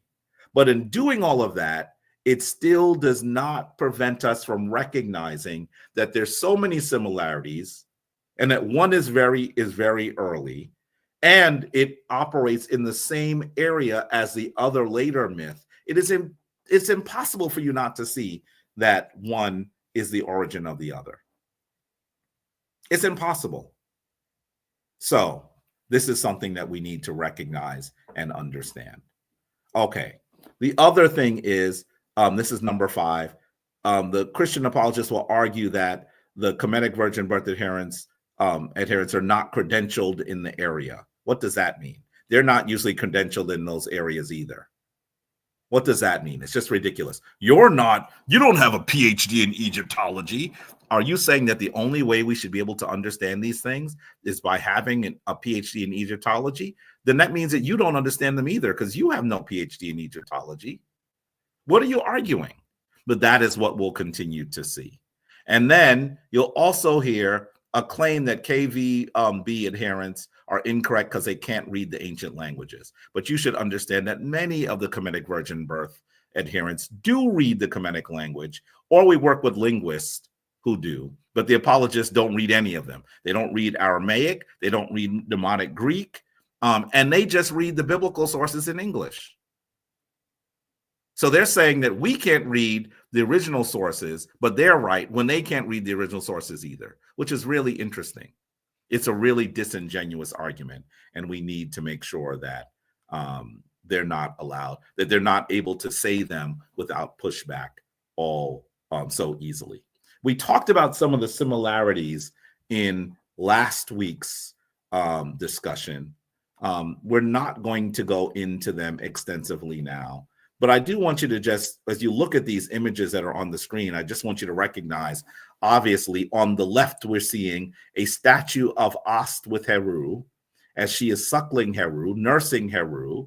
And on the right, we are seeing a European version of Mary suckling Jesus. By the way, it's so European. Look at their clothes. I mean, it's just interesting that this is how they've rendered this. But once again, you see those similarities. And when you go to the oldest European churches, you will actually see that in many instances, they have what are sometimes called the Black Madonna and Child. You're going to see images of Mary and Jesus painted black.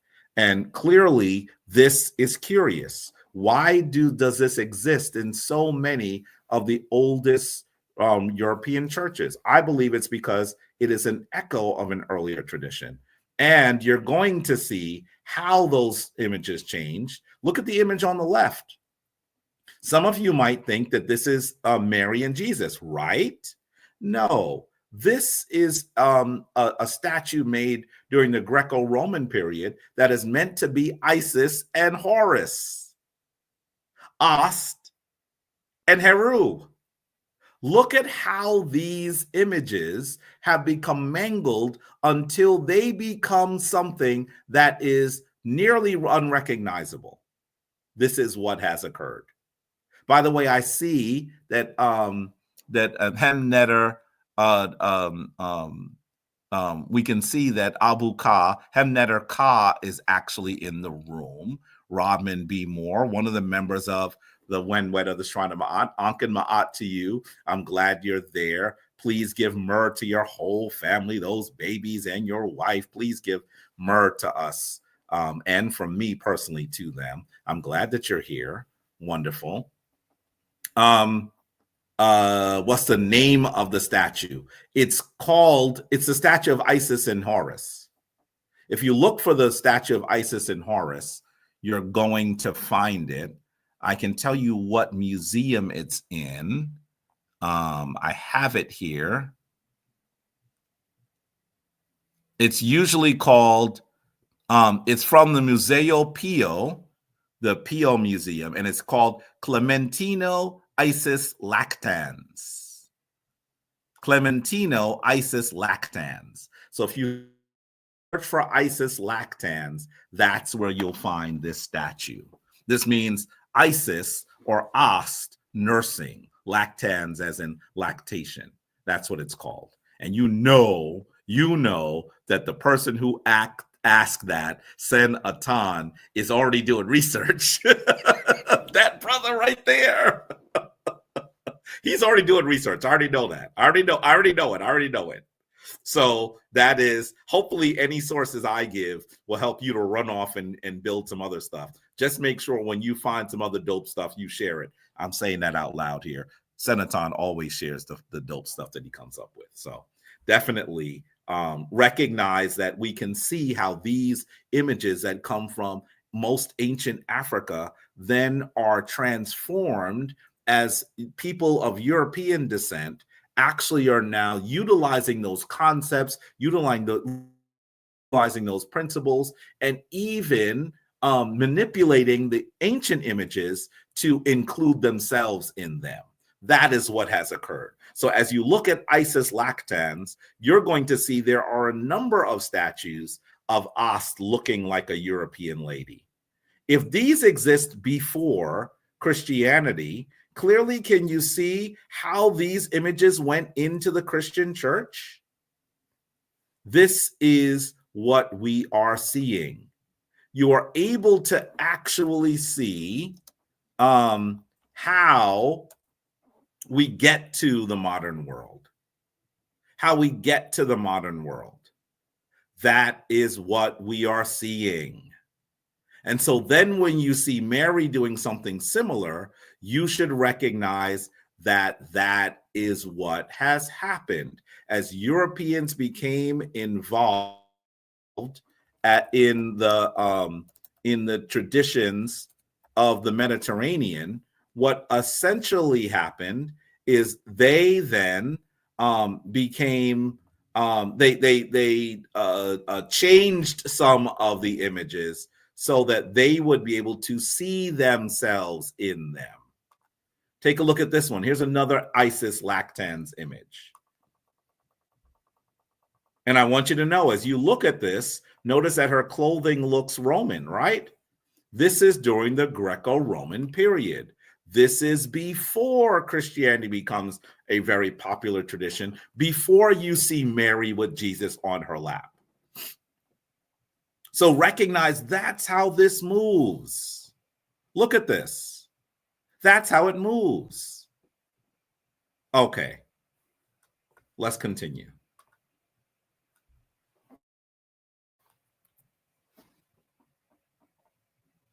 And of course, you should know those are the images of Ast and of Mary suckling the child. But you should also recognize that the archetype of Mary as this wonderfully sacred person who actually is visited with some of the greatest sorrows that one can imagine, those concepts, the very archetype of this wailing woman comes from ancient Kemet. So on the right, you're actually seeing a very, very famous statue that was etched into my brain as a child. This is generally called the Pieta, and it is an image of Mary actually in sorrow because her child, Jesus, has been killed. And so this statue is of critical importance. It was done by that extremely well-known Renaissance artist known as Michelangelo. Michelangelo made this. He made this. And so you should recognize that as important as this statue was, its major concept is to remind us all that Mother Mary was in sorrow because of the murder, because of the crucifixion of Jesus. This is meant to be an image of her holding her son's body immediately after it was removed from the cross. And it resonates for people so much because as we go along our lives every day, some messed up stuff happens. You know how people wear those t-shirts or have those bumper stickers that say SH happens? In other words, you should expect that there are going to be some things that happen in your life that are not great. Well, whenever people have those experiences, they actually saw Mary as a reminder of the fact that even when you are beautiful, even when you are sacred, even when you are genuine, even when you're doing the work that the Creator wants you to do, sometimes bad things happen, and you must maintain your sanctity. You must maintain your connection to the divine. And that you may be in sorrow, but you still have to follow the edicts put forward by the divine. So this really, really affected people. But you should understand that thousands of years before the ideas, before the emotion that is evoked by this statue of the Pieta, we see Ast weeping because of the murder of her husband. Look at the statue, the fragmentary statue on the upper left. By the way, I found that statue at the Louvre. It is in Paris at the Louvre. Look at this woman putting her hand on her head. She is saying, "Oh, I cannot believe this happened." And look at the image of the blackest Ast that you will almost ever see, holding her arm there. This is also supposed to be an image of a woman who is in great sorrow and distress. Why? Not because her son had been killed, but in this instance, because her husband had been murdered. That's what you're seeing. That's what you're seeing. So I want you to recognize that this idea of this beautiful woman who has to deal with great pain over her loss is not exactly the same in the Kemetic world. She's not mourning her son, although there is a story where she does mourn the death of Heru. But in most of the stories, she is mourning her husband. Is it exactly the same? No. Does it have to be exactly the same for you to be able to see the archetypes, the greater themes? I hope not. The analogy I often use is for those of you who are Star Wars fans, like myself, you should recognize that when Mel Brooks came out with Star Balls, which was a parody of Star Wars, if you have seen Star Wars and then seen Spaceballs, you would actually recognize that one is the source material for the other. The stories aren't the same, but you can still see, hey, this is where they got this from. How many of you went to see Wicked this Christmas season? It has done very well in the box office. When you look at Wicked, you recognize that the source material is E. Frank Baum's Wizard of Oz. You can tell that that's the source material. Is the story exactly the same? No. But you can see where the source material comes from. You should be able to do something very similar when you look at the Kemetic tradition in this instance. So, last Kemetic Ascension, we talked a bit about the where we see that in the Kemetic tradition that Asar is the father of Heru, but he does not become the father through the manner in which men and women have intercourse to create children. We can actually see that what we actually should recognize is that Asar is a spirit who gives birth, who provides the material to his wife to create his son.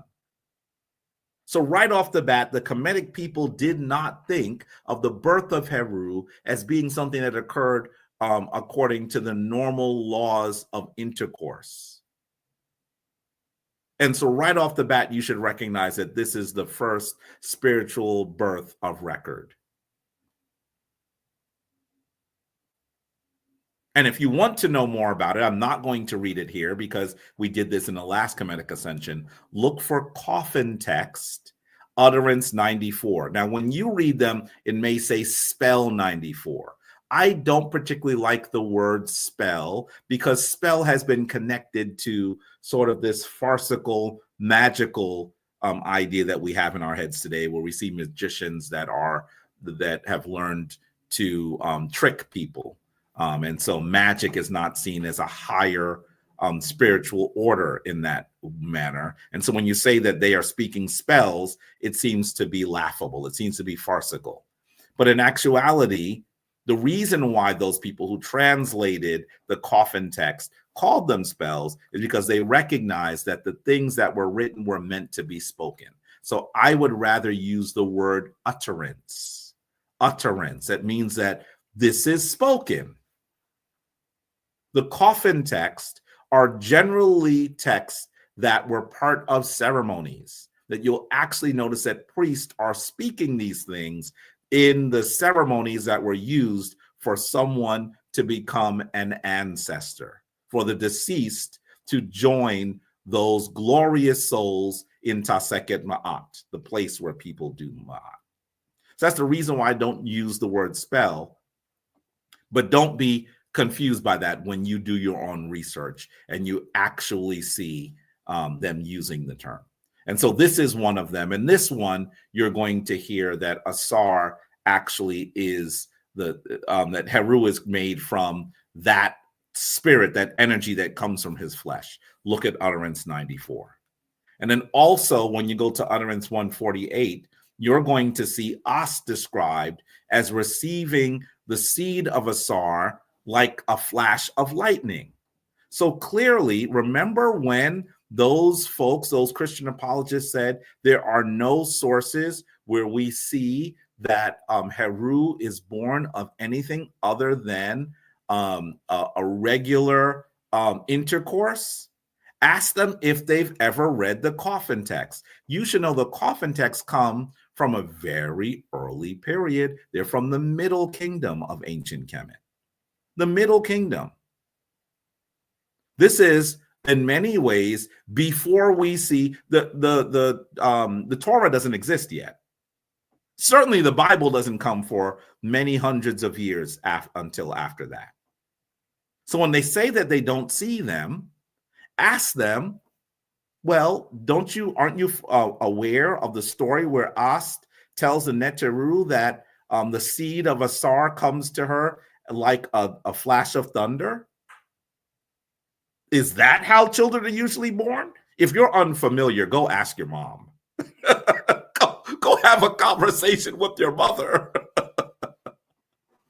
So I want you to recognize that there are many early traditions, many early texts that actually tell us that the Kemetic people did not view the birth of Heru as something that occurred in the same manner that birth occurs in for everyone else, right off the bat.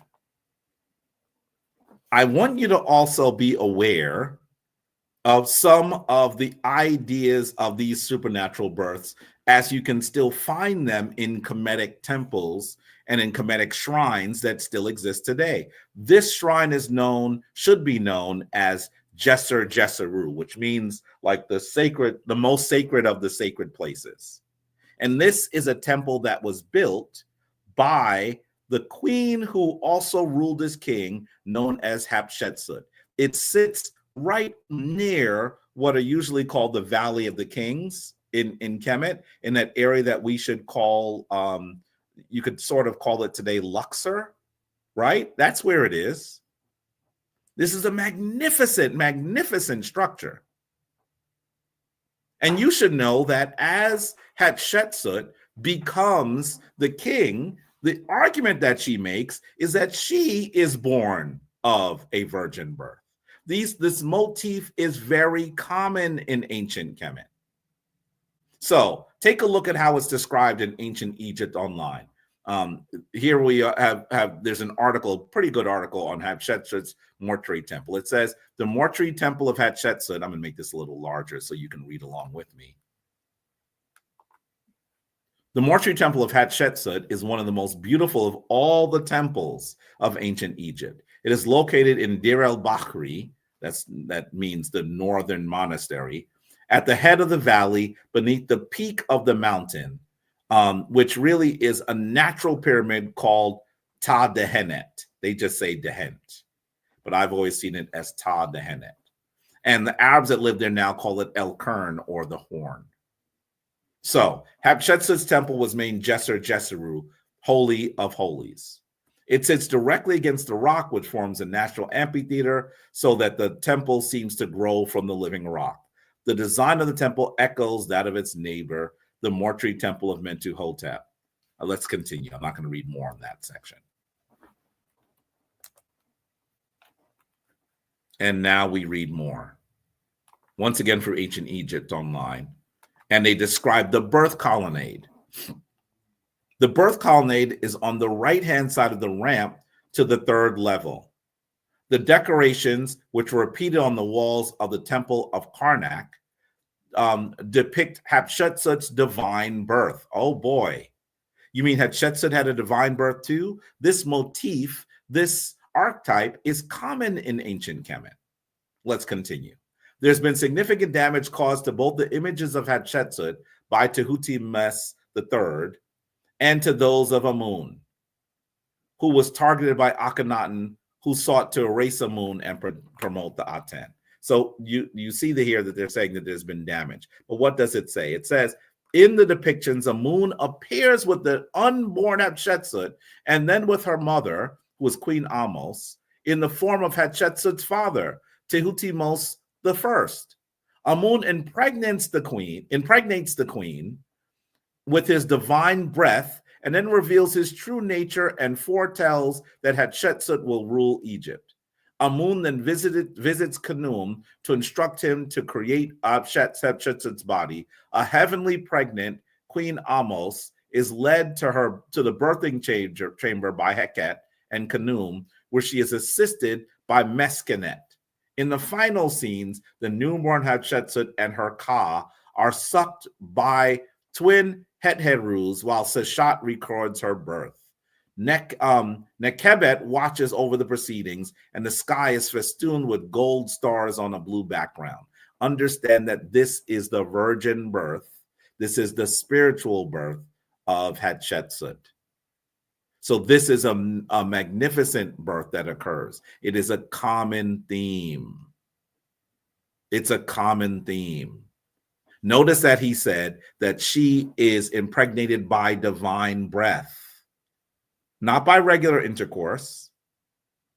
So this concept is very old in Kemet.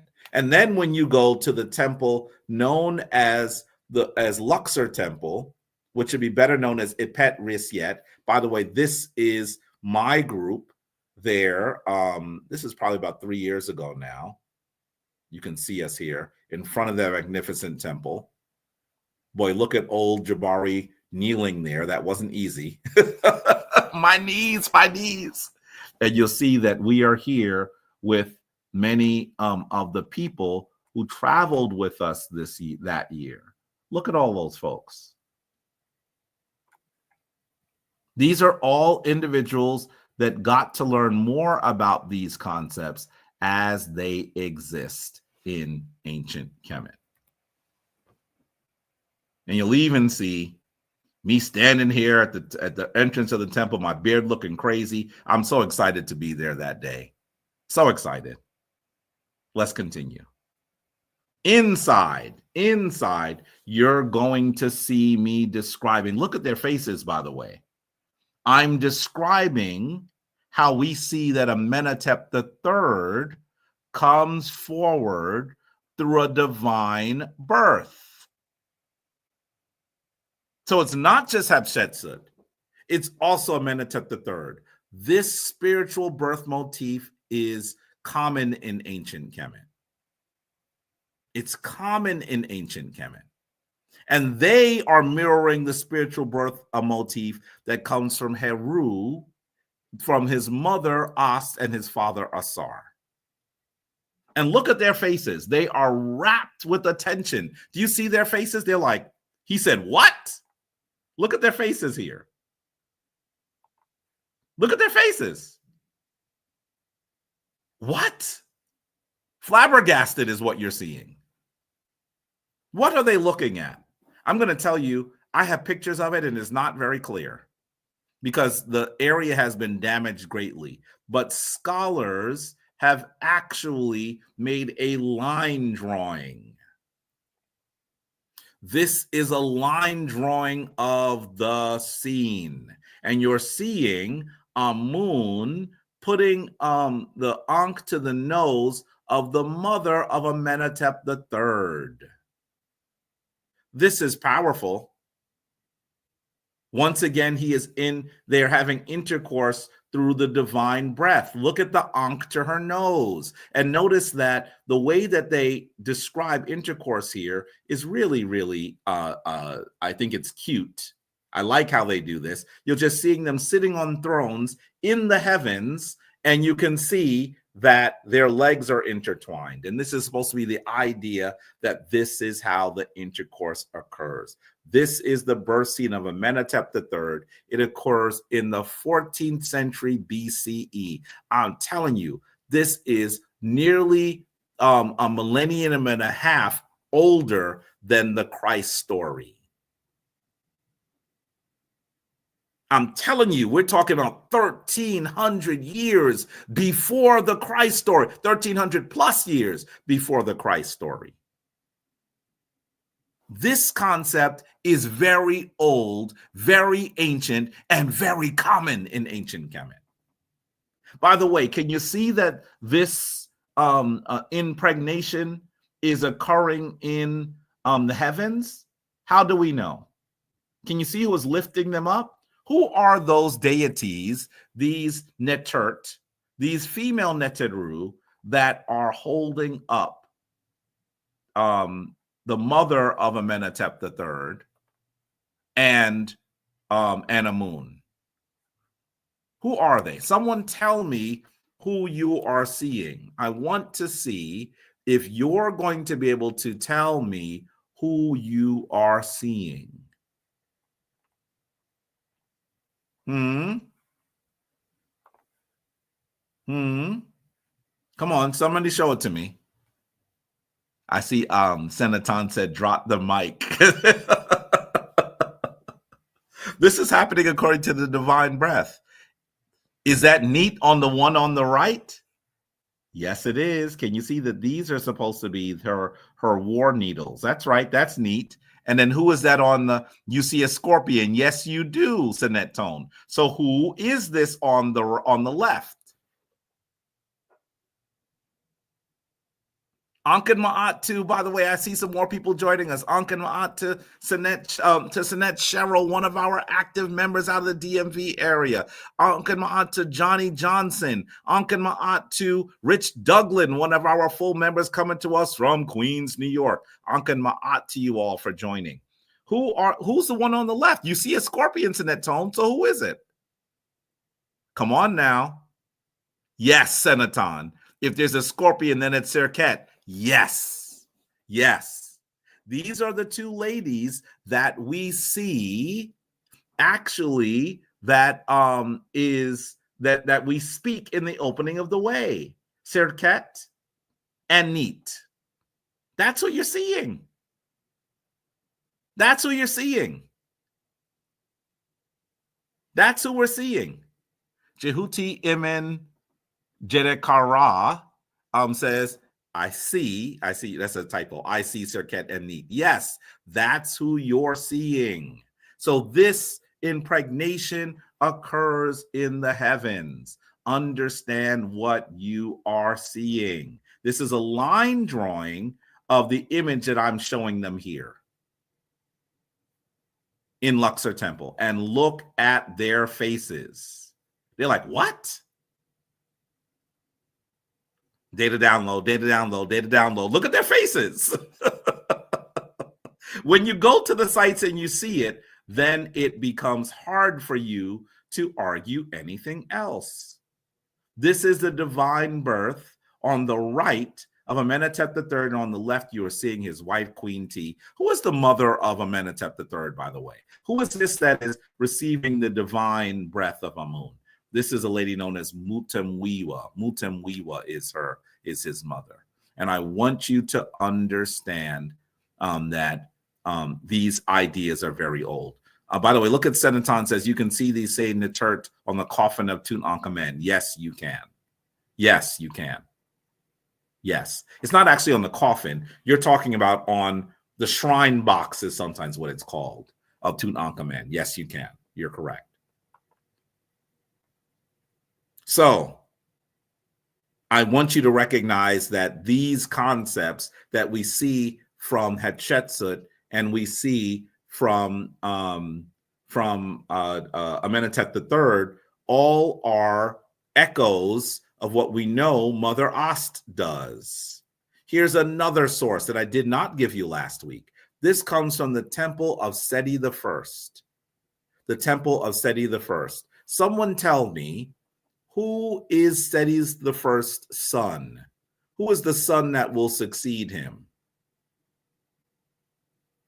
Come on, someone tell me, who is the son of Seti I and his successor? Just so you know who we're referring to. Seti I is the father of who? That's another way to ask this question. Come on now.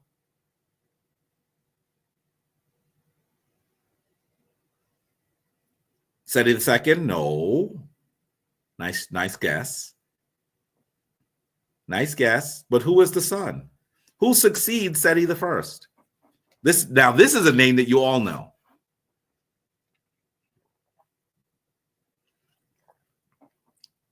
Come on now, y'all got me waiting and drinking some coffee. Come on now. Neat into shot and Ramses II. Yes, Ramses the Great or Ramses II is the son of Seti I. So this is the father of Ramses the Great, just so you know who Seti I is. New Kingdom, okay? Dynasty 19. Here are some of the images you're going to see. Seti I is giving offerings of eternity, of Jed, if you can see that very closely, to Asar. Behind Asar stands Ast, and behind Ast stands the son, Heru. And he even, in this instance, is seen suckling on the lap of Ast. This image I always thought was extremely beautiful. This is my picture, by the way.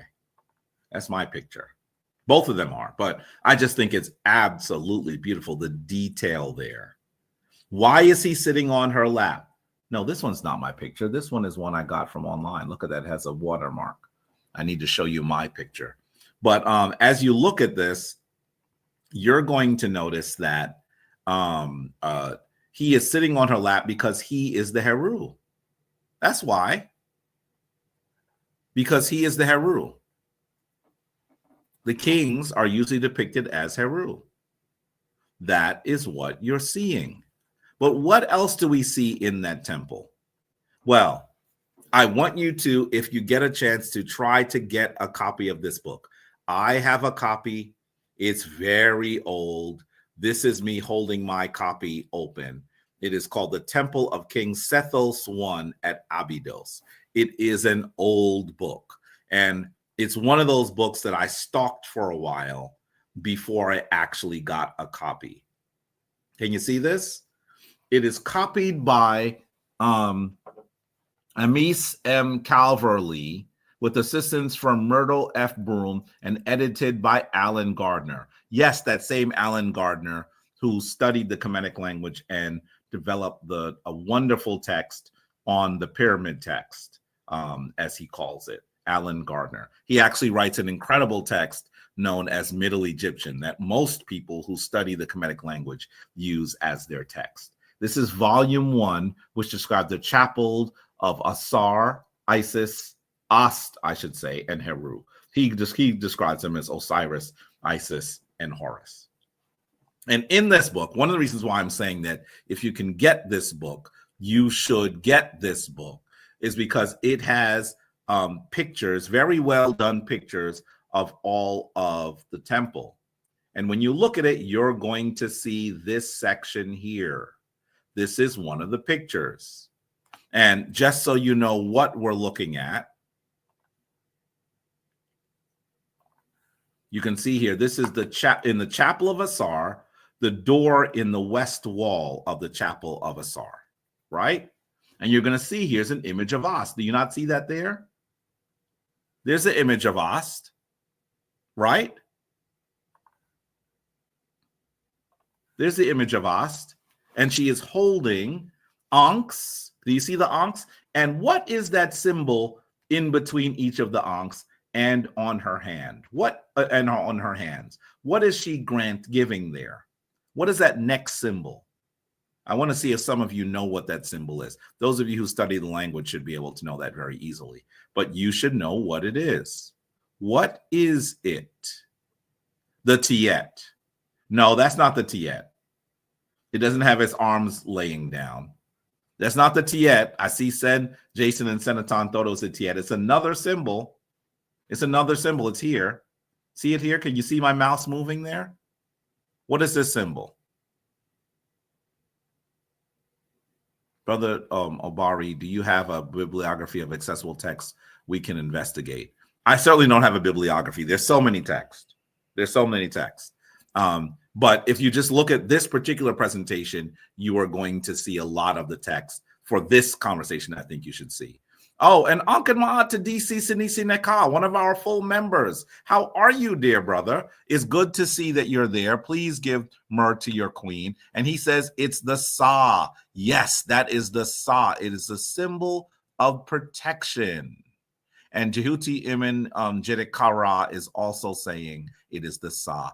It is the Sa, which means protection. This is why it is so important for you to recognize what she is giving. You should recognize the symbols. Let's go further. I want you to see where once again, here's a close-up on the image of Ast, and she is speaking here. Look at what she says. Right there, she says, Nuke Hwenet Were. Nuke Hwenet Were. Here's the nuke here, up here. Nuke Hwenet Were. Hwenet Were. That's what let me see if I can zoom in a little bit so you can see the glyphs. Can you see it there?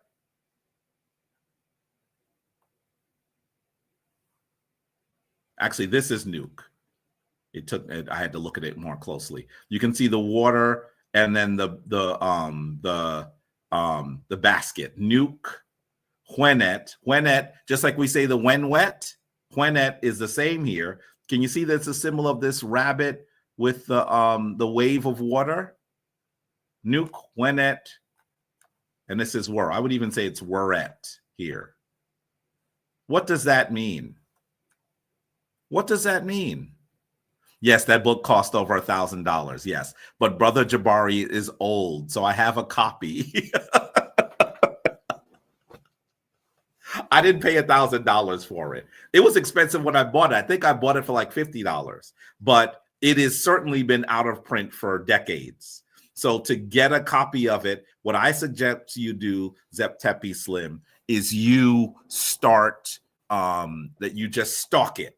You're going to see it for less than $1,000 at some point. And when you see it, pounce. I got mine for $50. Of course, I bought it from an old bookstore near Columbia University, which no longer exists. They had lots of used books. And I suggest that you, yes, Aset Nefertari A'at, you should look at thriftbooks.com. But I find that better than thrift books, I usually prefer ABE books. I think they have a larger selection, but both of them are important. And that's where you're going to see used books very often. So look at both of them and stalk them, and then you're going to find them. It is where at. Yes, it is where at there. I would say it's where at is the better symbol, is a better way to say it. But what does that mean? It means I am the great virgin.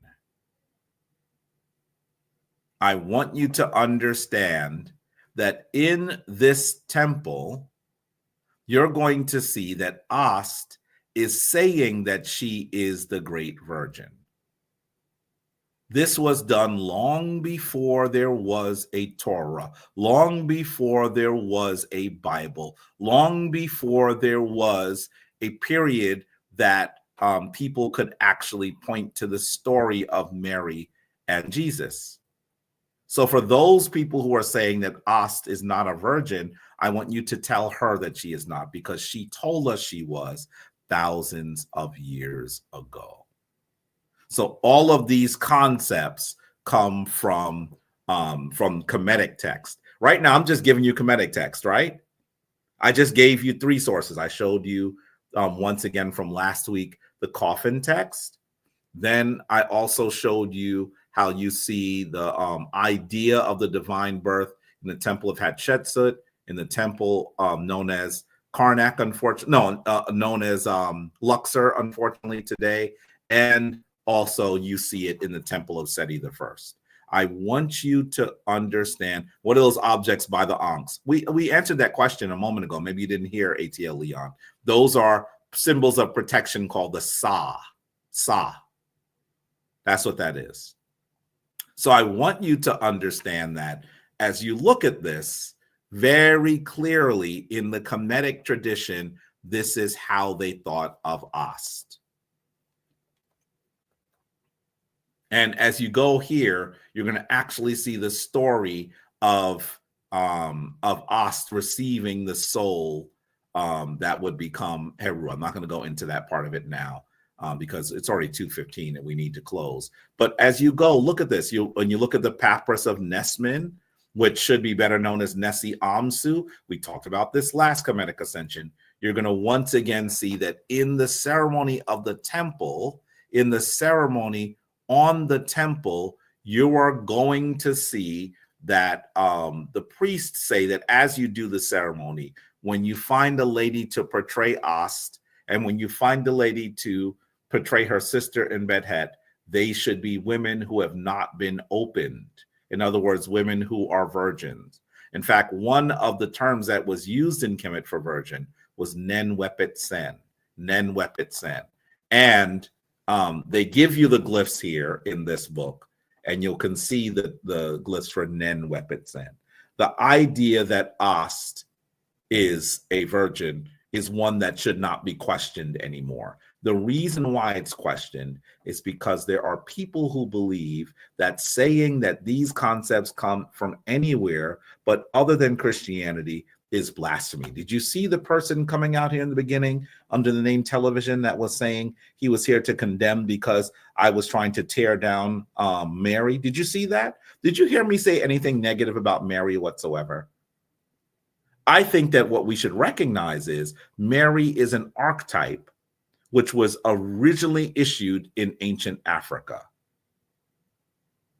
And in some ways, Black Christians should see this as confirmation. They should say, well, Jesus and Mary are a retelling of a very, very old story. But instead, because they have been captured, their souls have been captured, their minds have been captured by the Christian church, instead, they respond in nervousness. They respond in being extremely scared of what they might be learning.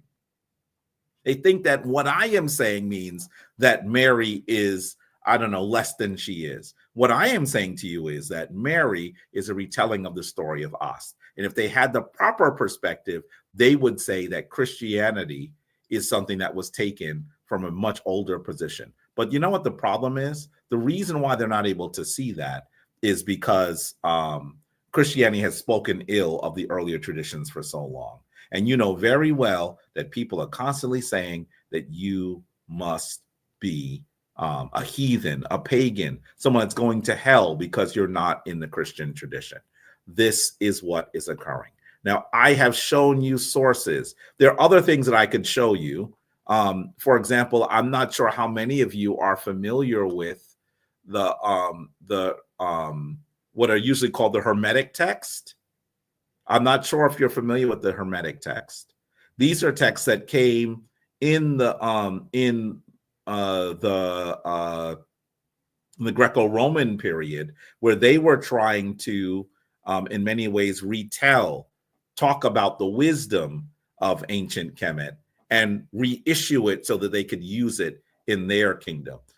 Much of this happens either before Christianity or right when Christianity is coming into existence. And I want you to know that the first of the Hermetic texts is usually called a text called the Kore Kosmou. Kore Kosmou. The Kore Kosmou is supposed to be a story of when Ast is teaching Heru about how he must be as the king. It's a text that was written later, but still before Christianity. Some people believe, at least one scholar named William Flinders Petrie, William Flinders Petrie believed that it was actually before, that it was written sometime in the 6th century BCE, just so you can get a time frame. And Kore Kosmou means the virgin of the world. That's what it means. That's what it means. So that I want you to understand that for thousands of years, people viewed Ast as a virgin. That's how they viewed her. Thousands of years. So this idea that Mary did not have a virgin birth is one that should be undermined by the facts, by the data, by a proper analysis. We have to prevent people from saying that what we know to be the case is not the case. And when you hear people actually arguing otherwise, ask them what they've read. Ask them what they read. And tell them what your sources are. And then see them flounder, because they haven't read those sources. They haven't read them. When I had this conversation with a PhD biblical scholar, I'm talking about none other than Richard Carrier, probably one of the most popular biblical scholars in our world today. And I argued that this was the case to him. He said, well, we know that the earliest of the coffin texts, the best of the coffin texts are after Christianity. And you might, if you saw this, you would have seen my eyes peak. And I said, what? What year do you ascribe to the coffin text? He started getting nervous and over talking. And I said, it's amazing that now I know that you're not ready for this debate because you don't even know what time frame the coffin texts were. The coffin texts are in the Middle Kingdom. The Middle Kingdom. Over 1,000 years before Christianity. But he didn't have a time frame for the coffin text. If you don't know when the coffin text is, how can you have this argument? You're not equipped to have the conversation. You have to do more study. That's the problem. That they assume that they're ready and they are not. So if you see Ast receiving the seed of Asar to create Heru in a non-intercourse form, how can you argue that that's after Christianity? So that's the challenge that we have. Ask them what they've read. Because then when they tell you that they haven't read anything, then you're going to know that they're not ready for this discussion. Well, with that, I've kept you so long today. It's after 2 o'clock. I want to say that the divine force greets the divine force in me greets the divine force in you. Please go forward and do the work. When you know more information, please don't go and beat up your family. Instruct them, yes, but don't beat them up. Don't beat up the people that you love and that love you. Just instruct them. Help them understand that these stories have a much earlier African tradition, African origin. They should be buoyed by that concept. If they are taken down by it, ask them, who are you acting in service of? Perhaps you are acting in service of the European concepts. Anyway, I think that we need to do some more work, and hopefully we'll be better prepared. And I am going to watch the debate with Wes Huff and Billy Carson. I don't know if I should debate him or not. I mean, I'll look at what he says and see whether he's someone that I should be able to, I would want to debate with. Simply because he's a Christian pastor does not mean that he's someone that I necessarily disagree with vehemently. So we'll see. But if there's some things that you want to send me the clips. Send me the clips. By the way, please be ready. Know that initiation is coming. January is this week. You are going to see you're going to see the application for initiation come forward, and shortly after that you'll see the application for the priesthood training come forward as well. Okay, we're going to open applications in January. We're going to read them and make some decisions as to see if folks will become full members of the shrine and go through initiation in February, and it will begin in March. And so that's the plan. Okay, please follow us on social media and be prepared to do the work. Once again, let me say to you that you should go forth in divine balance. Shemen Ma'at. And I hope that you're able to do the work that your ancestors asked for you to do. And for a final affirmation, let me give the prayer that we have been reading and stating for a very long period of time as practitioners of the Kemetic tradition. I'm going to say Amasuan Pa'enter, Sauksuamithra and Pa'enter, Autu Aura Maketi Paherura. Give yourself to the one most high. Give yourself daily for the divine, and do it tomorrow just as you did it today. I'll see you soon. Shemen Ma'at.